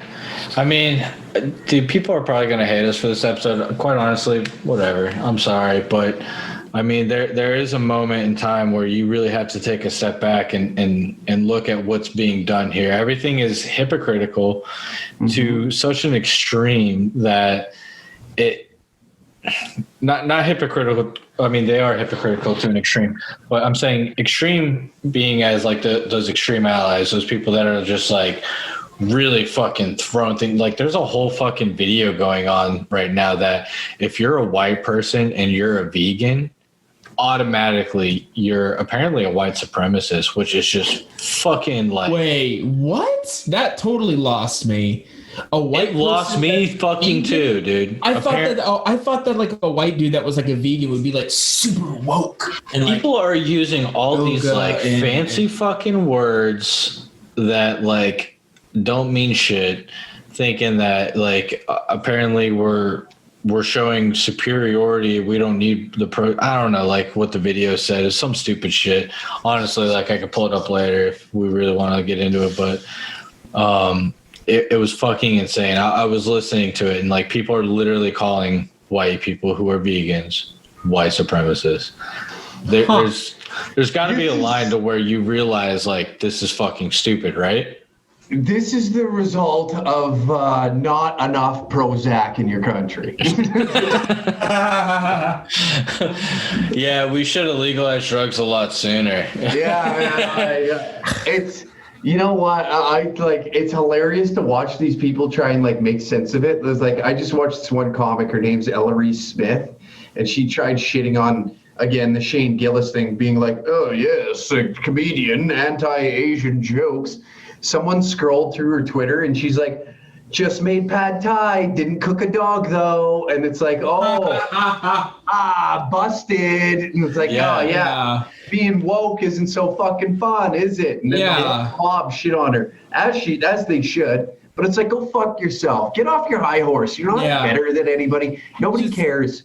Nobody has malicious intent behind their words anymore. Us being millennials, we grew up with that we grew up with chaos. We grew up, wrestling was the attitude era. UFC was just coming in. We were violent. All our music was violent. We had NWA come and break barriers of like of music. And you had Troll DNA. Yeah. Who was the fucking, they got banned in the USA. Who was the other rap group? I can't think of. Two Live Crew coming out and just like they formed just and they're so amazing. And united a generation. Who the fuck, like, you would have never thought back in the day, like black parents back in that day when that shit was going down, if you would have said to them, there's going to be 5 brothers that are going to come out of fucking Compton that are going to have swarms of white people singing "fuck the police." Yeah. And, and they go, "You're insane. That's never going to happen. Not in this place. The white people love cops." Nope, wrong. They're gonna have fucking rock and metal bands remaking that shit. I mean, Rage Against the Machine. We had them. We had Marilyn Manson. We had all this violent graphic content being shoved into our little puny ass brains, and we just realized, like, oh fuck, we're really not that goddamn different. It's patternized programming. It's actually quite fucking phenomenal what the KGB has managed to do to the U.S. as far as disinformation, all the way from JFK's death to now. And I feel many people have a very simple mindset, and if they only understood even just the internet and how the internet works and algorithms and how things work based on just like your search results, and even the ability to like process how algorithms work and simple things like that, because I don't think a lot of people can actually understand. Mystic elves. Yeah, if you start searching like fantasy shit, you're gonna get a lot of fantasy shit. You get these things that are tailored to you. If you start searching some dumb shit, you're going to continually get dumb shit sent to you. Yeah, like that's just how it is. Like I searched up midget porn one day, and now I can't escape it. You know, you don't want to escape it. I don't. It makes me feel goddamn bigger. Problem. I fucking love it. No, I'm just kidding. But you know, I mean that's what it is, and. Like I said earlier, like it literally is kind of like the pussification of the world, because I feel like it started with those fucking participation trophies. We don't need to be handing fucking those things out. There's winners and losers in this world, and sorry, like it's just the way it is. If you're a loser, fucking try again. Yeah. You know what? You know how it was with me, at least, because I played a little bit of like softball or not softball, but like t-ball and shit when I was really little. We didn't get participation trophies. You know, I was a 90s kid. You just didn't. They just made the trophies for the teams that won. I don't remember ever being bothered by it, and I still got a snow cone at the end of the fucking game. Exactly. I was cool, man. Like I was like, my dad was like, "Oh, you know, you guys did your best. You know, you had a lot of fun. Let's go get your snow cone. What flavor do you want?" I was like, "Green apple." Like, okay, there you go. You're good to go. You know, leave it to the parents to like, you know, console the kid. Sure, that's fine. But when you're just handing out all these random ass trophies to kids for participating, like you're not teaching them anything. You're showing them. It's sculpting their self-confidence. You tried, you didn't do it. but we're going to give it to you anyway, so that when people go into society and they try and work and they fail to do it and they get fired and then they fucking throw a fit. Well, why? Why did I get fired? Well, because you fucking suck at your job. That's why. Becky, chill the fuck out. Like, go learn how to do something. Like, that's it. That's all it is. And we're eating all of the olives out of the fucking salad bar, dude. It's not making our kids any better. I'm gonna tell you what. My people can look at me like I'm a horrible parent or whatever, but my kid fucks up and be like, "Oh, you fucked up. Try again." Because that's the only thing that's going to keep. Everyone wants to talk about successes. Nobody wants to talk about the failures before all the successes. Like, they happen. Fucking. Well, it's easy now to like look at somebody's life, and like lifestyles are being faked. A lot of shit's being faked, and then that's huge. So you feel like a failure because you're looking at some 14, 15-year-old kid that's somehow a sneakerhead and selling fucking sneakers to fucking DJ Khaled, and now you feel lesser of a human because of all this. It like social media is such a fucky tool that you know. Even as children, when we first were growing up, we had Facebook. And what did we do with it? We took there was one girl in the group that had a digital camera. She took all the photos, and then you'd be like, yo, when you upload those, make sure you tag me. And we got all excited about it, right? And now it's like progressed to this point where like people are so fucking delusional that they have to look a certain way, act a certain way, and it just bites them in the ass. Yeah. But then it tricks unstable people or people that just feel really down on themselves because they're not there. They don't have that. And when in reality, they can work hard and they will be that rather than faking it. You know, there's just like so much to comprehend with posting a fucking picture to a cell phone that it psychologically it damages some people. Children, like a lot of kids, my TikTok didn't get 1 million views. I'm a failure. That's not the point. It's mentally damaging, and it's like it's shitty to watch go down, but they also have to learn at the same time that this is like, it's Fugazi. You throw that fucking phone in the river, it means nothing. Right. Yeah. And it's very scary to think that like we're in a very small sliver of life. We're tracking shit over to dinosaurs thousands and thousands of years ago. We're barely here for like 20, 30 fucking years. And our significance and our impact on Earth has been so great, no matter how small we've been. So that like clearly we're fucking up. And I don't know, man. I really don't think people look at the real big picture here. Is we really gotta fucking cut the bullshit. Cut looking at all the like.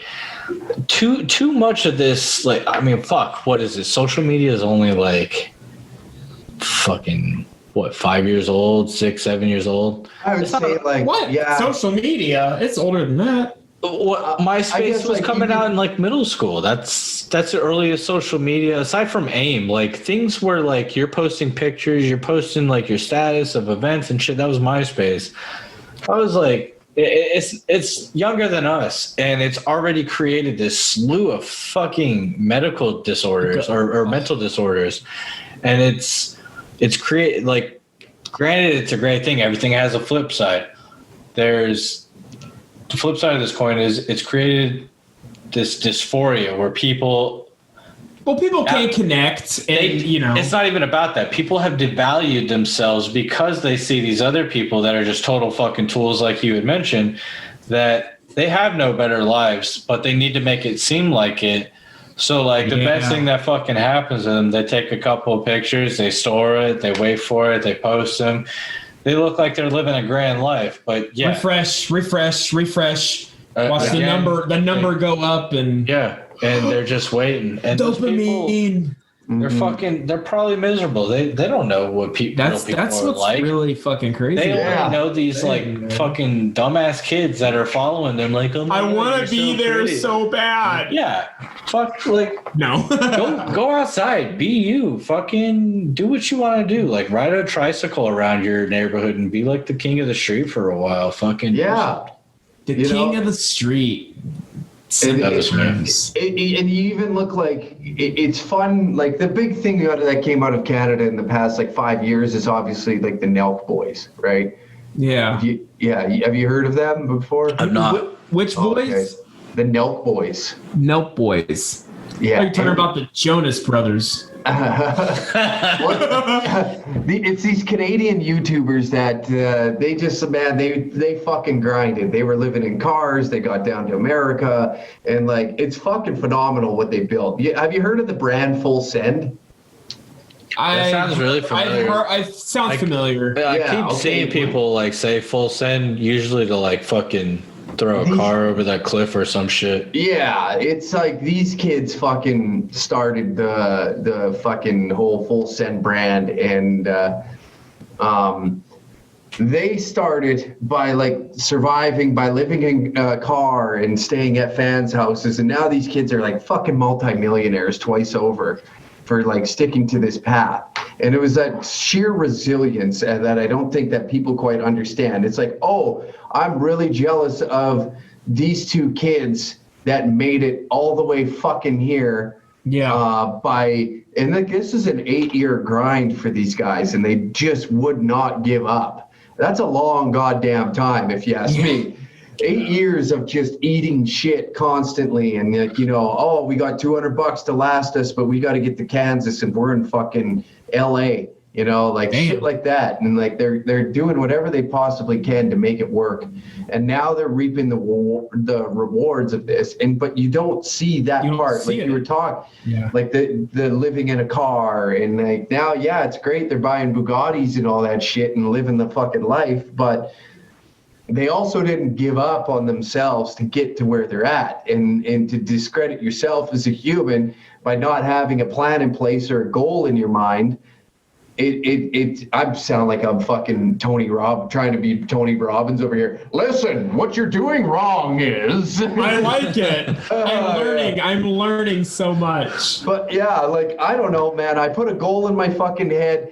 And like, I'll tell you what, 2 years ago, I was high on blow, fucking my whole shit up. I didn't care about any of this that was going on. And I just cared about the party that was coming on the weekend. I'd make my fucking $1,000 for show up at a fucking bar, get fucked out of my tree. I didn't care much about what was happening around me, more so what was happening with me. And it was being selfish, and I did not recognize what the opportunities were ahead of me. I sobered up. I don't fucking do blow no more. I barely drink nowadays. I smoke a joint every now. Like, actually, I smoke a joint at nighttime to help with my writing, and that's about as far as I fucking go. But since you need that creativity, man. Yeah, and I don't like weed. There's nothing wrong with weed in my mind, but it's not at all. But the thing that's behind me, that's pushing and motivating me, is having that goal in mind. It's like, look, you've wanted to do stand-up. You Nick's couch. 30. Yeah, Nick's couch. So I can go crush the fucking open mic scene in Austin, Texas until I make it, and then hope to God that fucking Rogan or one of these guys loves my shit, and they're like, hey, come on my show. And then that's when shit starts happening. Rogan's in Austin. It's happening right now, man. You're on our show. What the fuck? Yeah, I know. There's like, I was going through your follower list, and there's like top celebs that are fucking gonna hopefully project this brand to the moon. Dude, I fucking hope so. But I fucking hope so, man. We'll see what happens. You know, you never know. We're just a bunch of mindless fucking idiots. Josh will have to pucker up pretty good for it.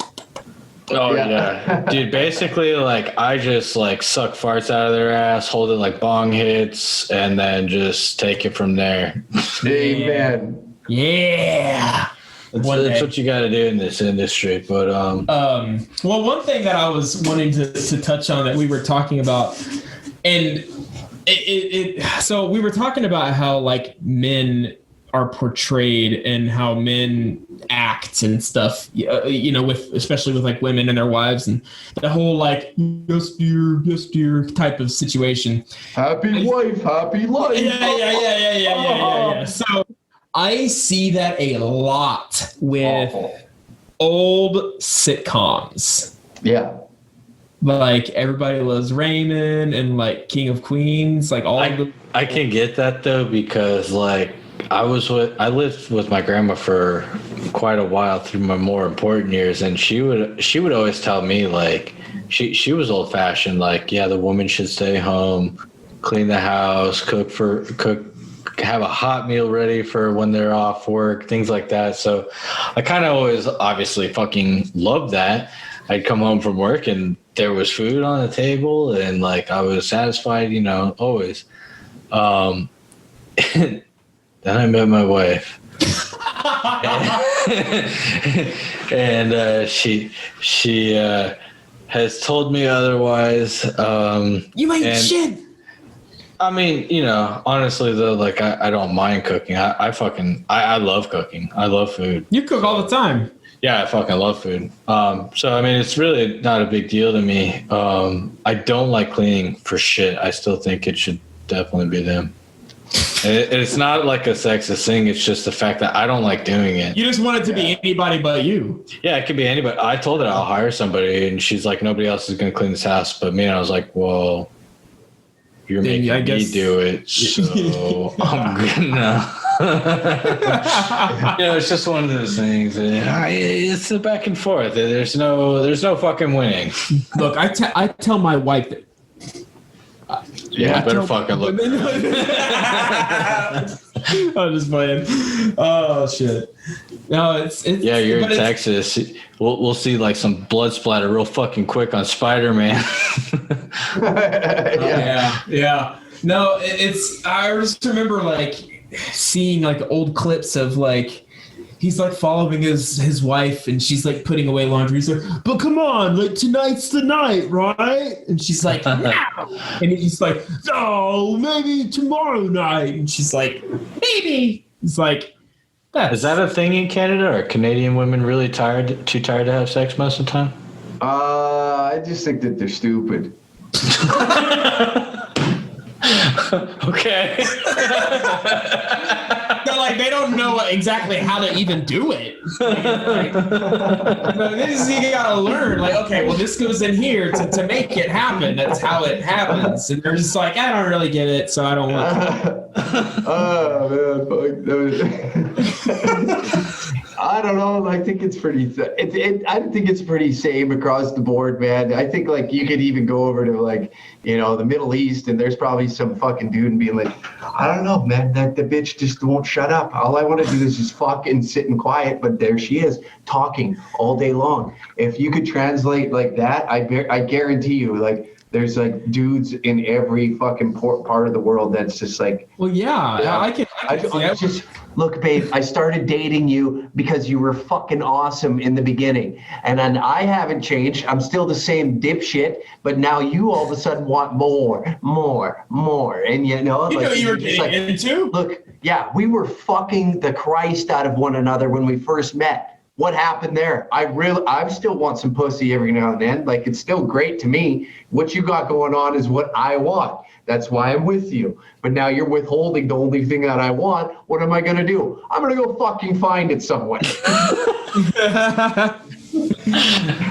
guy gets it. Relationship advice with Uncle Hack. You know, this is why I'm trying to get a threesome going on. And, you know, it's months of work. On it? Is she biting on it or not really? Dude, it's like, well, she only wants another dude. I want another girl. Like, it's just one of those things that it's not working out. And then, like, maybe we tried to find, like, a middle ground. And she's like, compromise with an animal. Well, okay. I don't know about that. But okay, hold on. Rewind. So she wants another dude, and you want the chick, right? Yeah. So I said compromise. Now, would you be good with like having a threesome with another dude with the wife, or like wouldn't bug you, or is it like that? No, it bugged me the fuck out. Oh, okay, so it's like so she's putting a barrier in front of like your fantasy by like. Yeah, it goes both ways for sure. We're both like kind of fucking guarding it up. So then we were like, all right, well, we got to find some kind of middle ground. What if it was like a tranny with the dick smaller than mine, and. You know, it's just not going to work out that way. I just gave you really good advice. Compromise with an animal, a mammal, a dog, a cat, maybe. Dude, but, you know. the closest thing, scientifically proven, the closest thing to a female pussy is a dugong. I'm not getting some fucking manatee. Isn't that a Pokemon?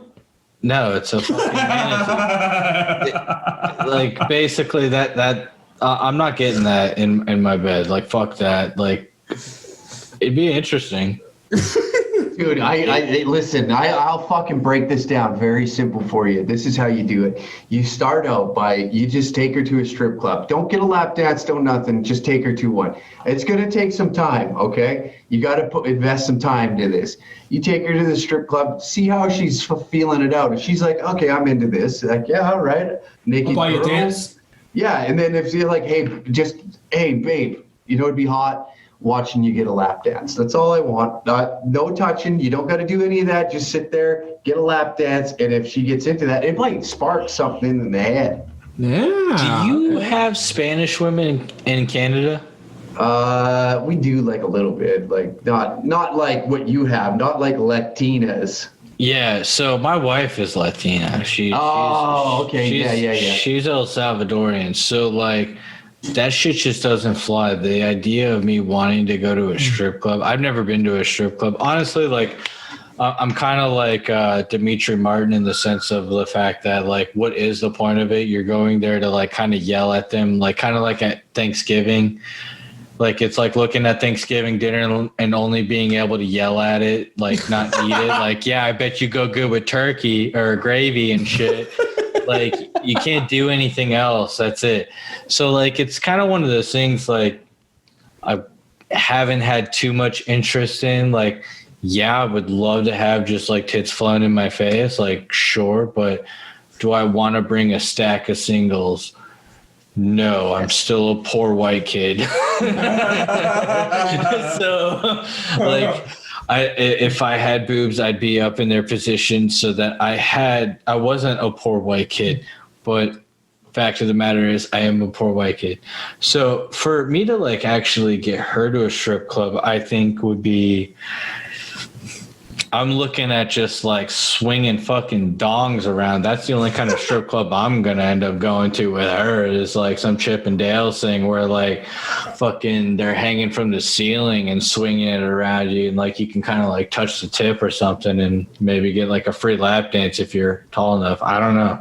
Dude, that's when you got to rule the roost. You got to be a man again. You got to look, babe, this is what we're doing tonight. I'm taking you out. We're going for dinner. I'm taking you to the fucking titty bar and we're going to fucking have a good couple drinks. If you don't like it, then we're going dancing. You gotta woo her with it a little. You can't just like, Josh. Yeah. Don't just like throw it into. Don't just like throw it in and be like, hey, we're going out tonight. I'm gonna take you to a strip club. Hopefully you like it. You gotta be confident behind those words and that decision. You're absolutely right, but I can't be confident when, like I said, I literally live kind of like on that fucking crackhead prostitute road. So like most of the strippers at the strip club, you're lucky if they got more than 4 teeth. So like that's even better. Then she knows that you're not going to be attracted to these women. It's definitely no, it's not better because but it's Josh. I'm sitting there fucking looking at these women with 4 teeth, like fucking dropping their sweaty fucking saggy lips on the pole and dropping to the floor. Dude, it probably like fucking smells like one of those like old ass refrigerators that you leave in the garage. Like you open it, it's got like that fucking copper smelling like fucking the leather stripping. Yeah, oh dude, no. I'm not about that. Like you just can't find good stuff around here. But dude, I know in over at fucking Shade, you guys are loaded with beauties. Holy fuck. I would be at that strip club every goddamn day. Shade? How do you know about Shade up here in Edmonton? From us posting about it? I know quite a bit about a lot of things, but we will get right back to that. right after this break, because we just need to take a break. So we'll be right back.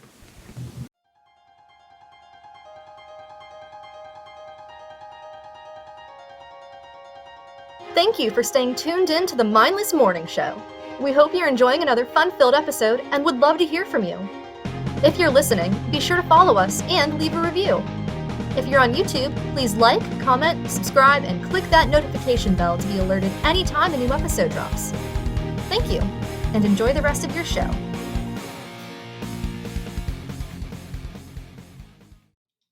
Hey everybody, welcome back. We were having a goddamn blast. I knew we would, and so we're gonna carry on with our wonderful stuff. And Uncle Hack is still here. He has not left. And if you guys can't tell, Nick is like 30 minutes away from falling asleep. I've been up since 1:30 in the morning. I think you forgot this because I've got. No, I haven't. I just wanted to let our listeners know because they don't know you've been up since 1:30 in the morning, and I think you almost said Kit Kats in the beginning of the. Wait, what? Why? I don't know. That's what you almost said. You're a liar. Okay, Uncle Hack, say something so they know you're still here and you didn't leave, and I'm not. I'm right here with you. Okay, see, we're not pathetic. We're not saying he's still here, guys. And then me and Josh just talk. It's like I'm lying to everybody. Yeah. So to the listeners, the viewers, they know. The viewers know. We can't get anything past the viewers. They see everything. Everything. So a question for Uncle Hack now. Would you ever star in a movie? Like lead role? Yeah. No. No? What? No. How come? I don't want to memorize the lines. I don't want to pretend I give a fuck, like. What if they let you ad-lib a lot of it? Just do the gist and you can I could do like maybe a cameo or a supporting role maybe. Yeah. But okay. I wouldn't want to. I don't want to lead. I'm good off that. Like, it could be like I the imagine best most people are like, best. I would love to be in the spotlight. No, Yeah. I'm fucking. Have you ever seen Jackass? Yeah, like I could do that. Okay, would you do stunts like they do, or I'm sorry, they're not stunts. They are Daredevil things. Daredevils. Yeah, they're Daredevils. We did that shit when Jackass was popping off. My mom bought me a Handycam for Christmas one year, and then I was huge into skateboarding and the whole Jackass thing. So we were filming that shit for free, and I would gladly still do it at the age of 30. I still do it at the age of 30. Shit, man. So like, what do you do on your downtime when you're not recording a podcast, when you're not at the most amazing strip club in Alberta? What are you doing? I spent a majority of my time at open mics here in Edmonton when they were open. I would go to every single one and try and get mic time. If I'm not doing that, I'm kicking it. Like I used to be a fucking like out every weekend, doing drugs and doing all that shit. Where like now my mantra is like totally shifted, and it's just kick it and trying to write more comedy. Anything revolving around comedy, I'm always watching it, consuming it, trying to create it, trying to involve myself in with the community here in Edmonton or just in Alberta in general, and meeting more dudes that are like-minded and got the same kind of warpath, I guess to say. But like for the most part, man, the online shit seems interesting and it seems like I live a fucking crazy lifestyle, but it like at the end of the day, I don't. You're probably like us a little bit. You can't afford cereal either. Yeah, man. That's basically where I'm at too. So then I have somewhat of a philosophical question that comes to my mind, my sleep-deprived mind. What is it that you get out of the comedy, hearing people laugh at things that you wrote or said? I don't know where it comes from. I think it comes from like just the way we grew up. Like I didn't grow up with a lot of money. It was with a single mom, and like the way we just kind of got through shit was like making fun of it because it was like, there's nothing we can do about this. We're trying. We might as well, like my mom had this car that you could hear this thing across town. It was a piece of shit. Squeaking, the mufflers rattling, and we used to piss ourselves laughing about it. It was like, and when you're a kid, you just, I don't know, you don't view the world like that. Like materials just don't fucking matter, and we never really seen it. And as we got older, just like our family is pretty funny. Like we find humor in a lot of shit. And that joy of seeing somebody laugh is like, Yes. I don't know. It's worth its weight in currency all day long, man. And Dude. it's like, it's such a rewarding feeling to know that the effort that you put into a joke, a video, you could put zero effort into something, and just the whole way you are in your demeanor makes somebody else like light up and laugh and have a good time. And if it's at my expense, it's like the best feeling on the planet. And I get to do it for a living now. So like I'm grateful every day. Incredible. Mm-hmm. Yeah, that's incredible, man. I definitely share that because I've always loved making people laugh. That's like it's really fun. It's really cool. And if you're really smart, you'll know that you don't want kids.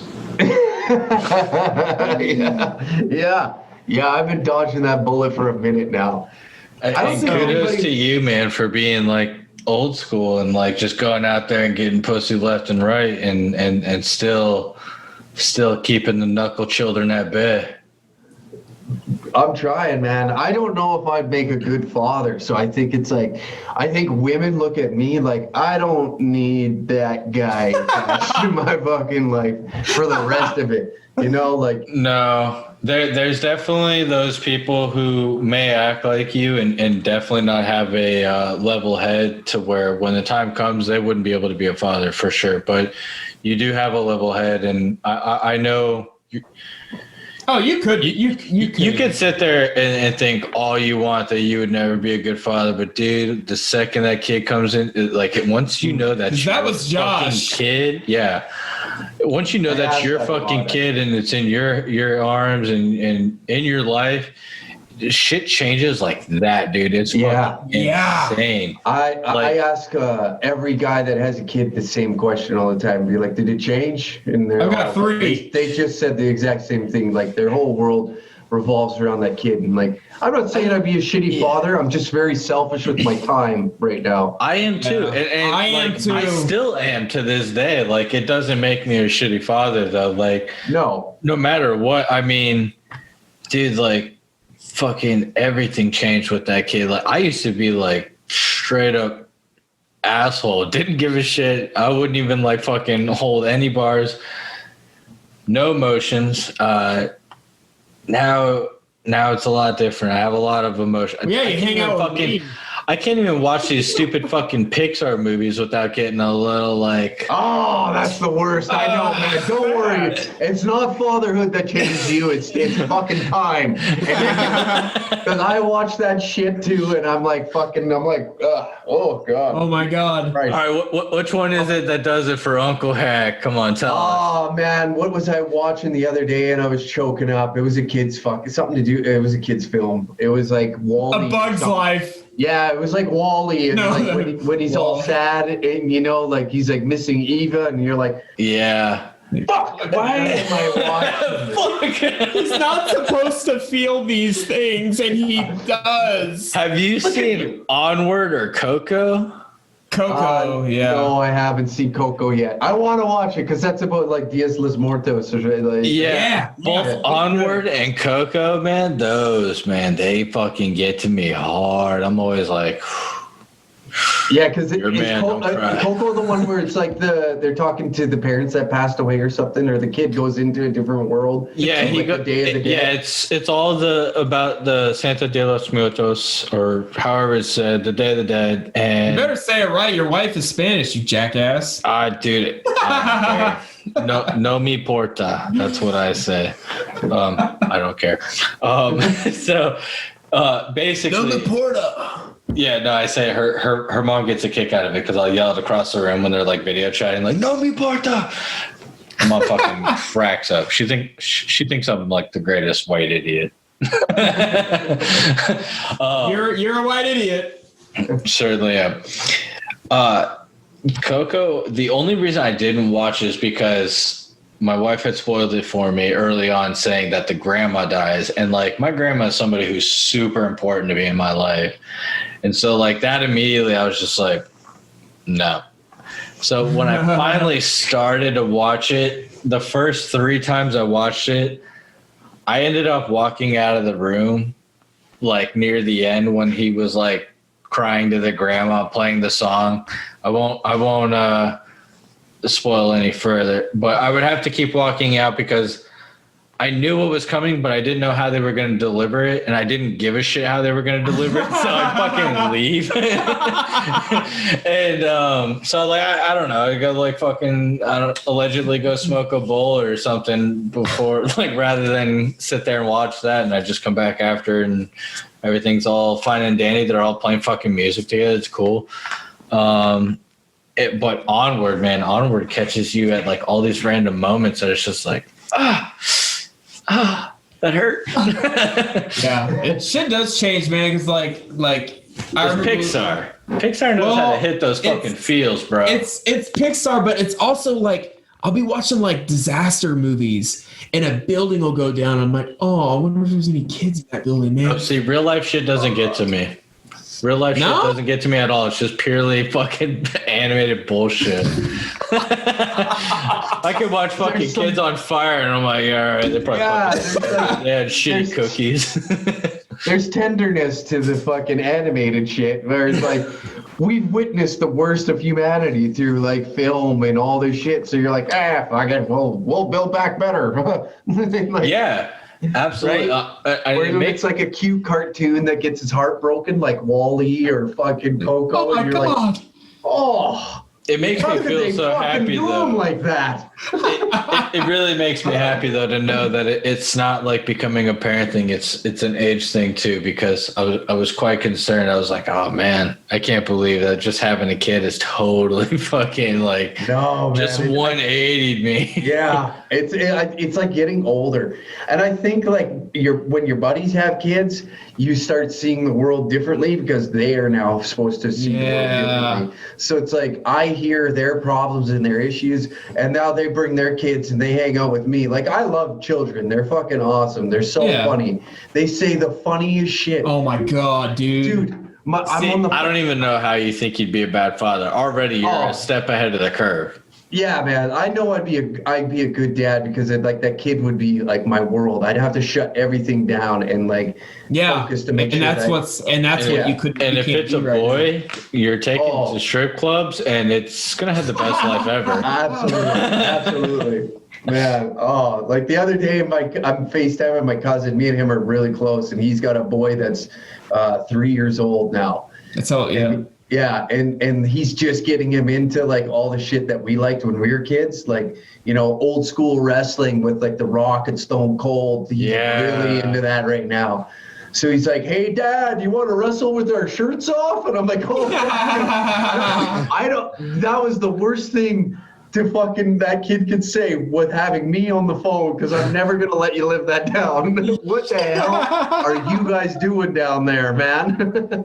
He's gonna do the Kurt Angle on his topless daddy. Oh, dude, the kid can recite. You remember when Stone Cold was going off and be like, 1 beer, 2 beers, 3 beers? He recites that top to bottom for all of us, and fucking he's got all these like older dudes just cracking a rib over it. Fuck, man, the kid just lives off it. He's a show pony. Damn, that's perfect. That's awesome. That's fucking awesome.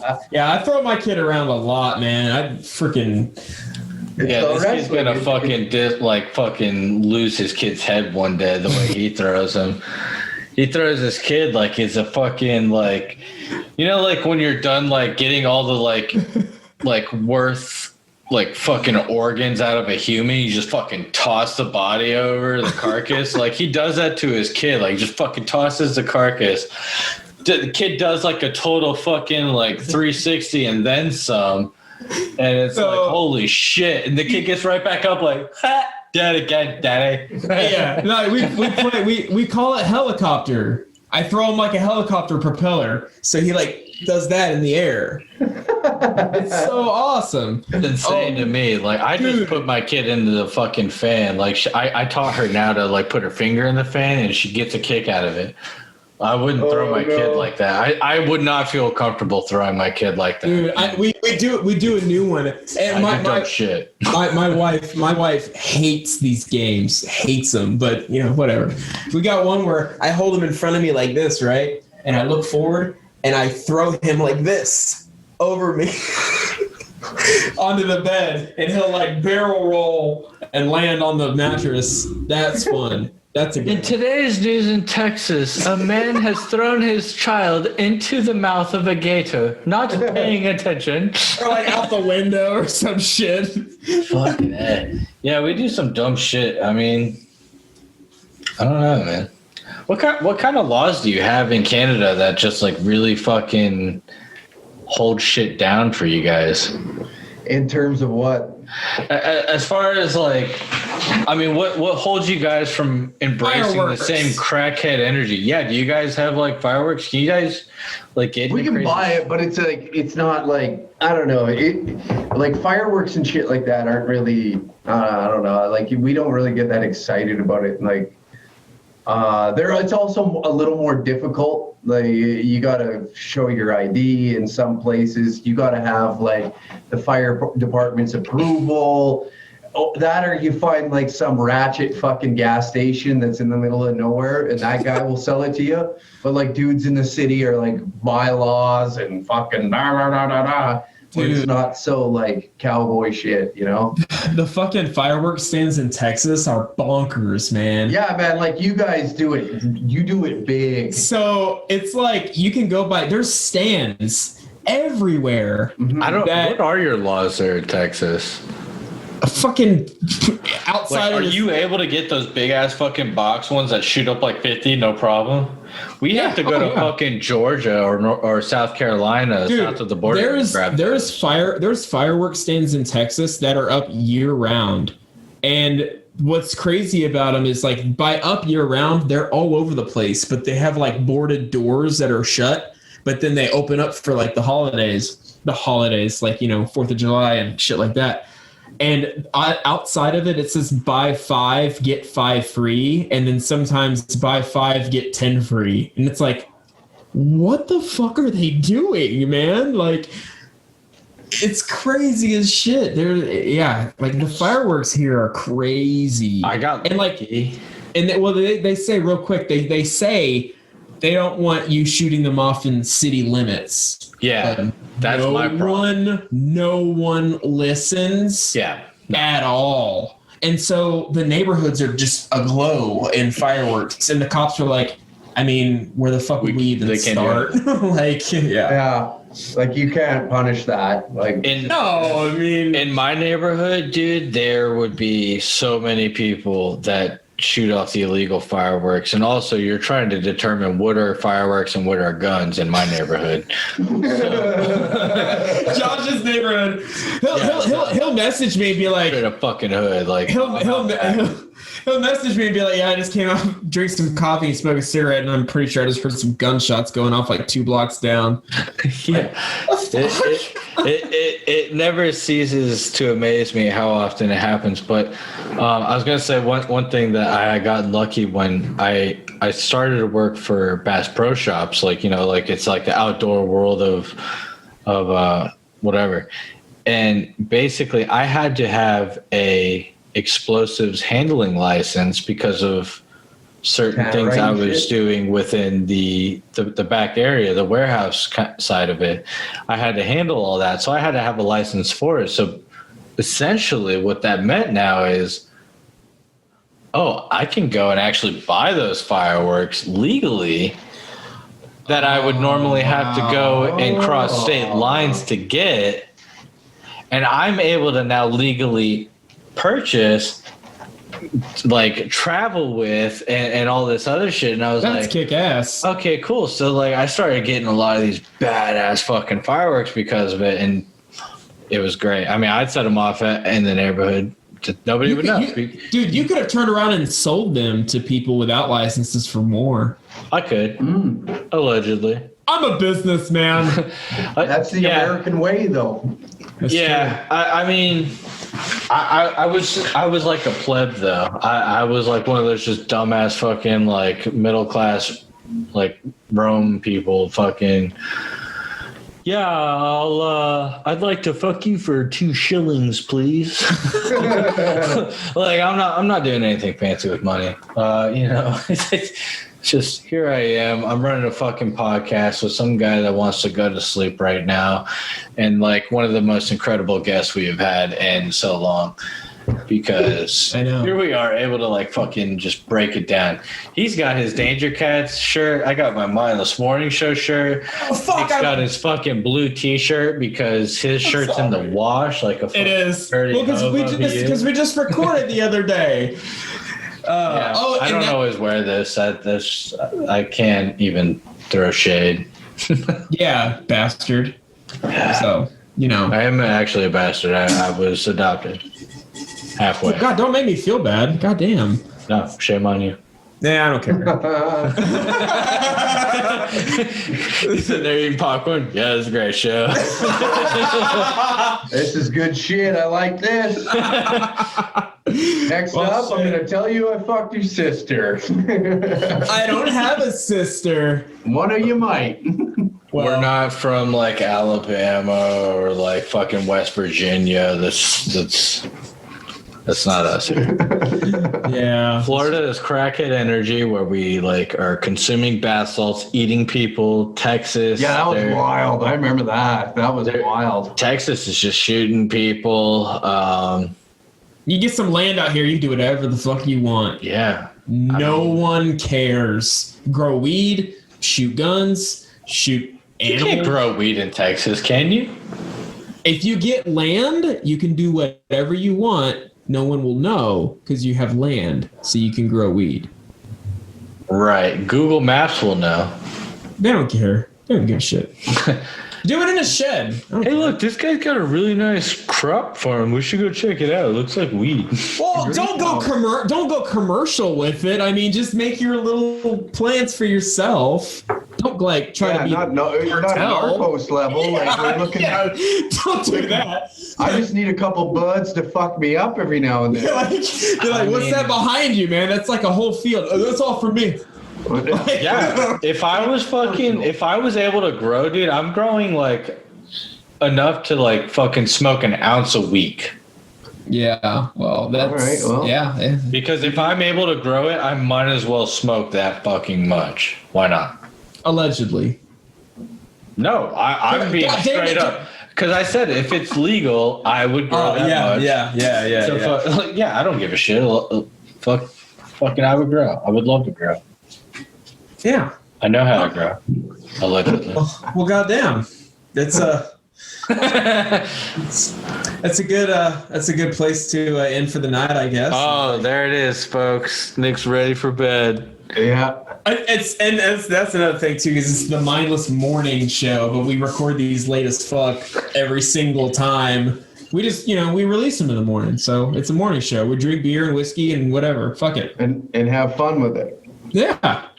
Exactly. Well, I gotta say, man, it has been an absolute pleasure to have you, regardless, because I definitely treasure the time we have spent as dudes talking dude shit, as your podcast would say.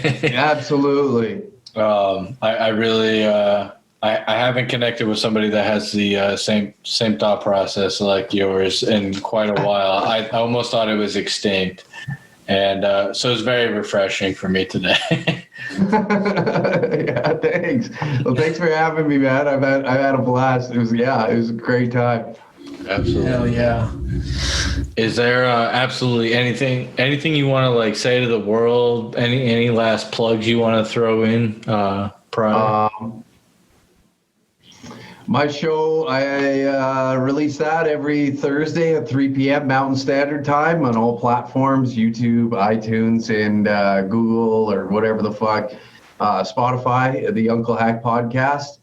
Other than that, just kind of piss around on the internet. I'm on all platforms, Uncle Hack 69 on everything, and then our brand is Danger Cats 69 on everything. Apart from that, hoping to eventually get down to America, start doing some comedy. Oh, Bring it on. Yeah, cross the border at some point and hopefully don my shadow on some stages. And eventually I would really like to put my roots down there, but other things need to happen before that. But in the meantime, I guess it's just hurry up and wait. Hell yeah. Well, I really hope you're able to get that going for you. Oh, for sure. I would love to have you in the States. I mean, America needs more Canadians, more people like you. we needed to rebuild. Yeah. That's right, buddy. Start your lineage over here. Hey, Terrence? Yes, indeed. Yeah. It was absolutely awesome of you to take time out of your day to spend with us, and we really appreciate it, man. No problem. We'll bill you. Yeah. Wait, that's not how that works. No. I know.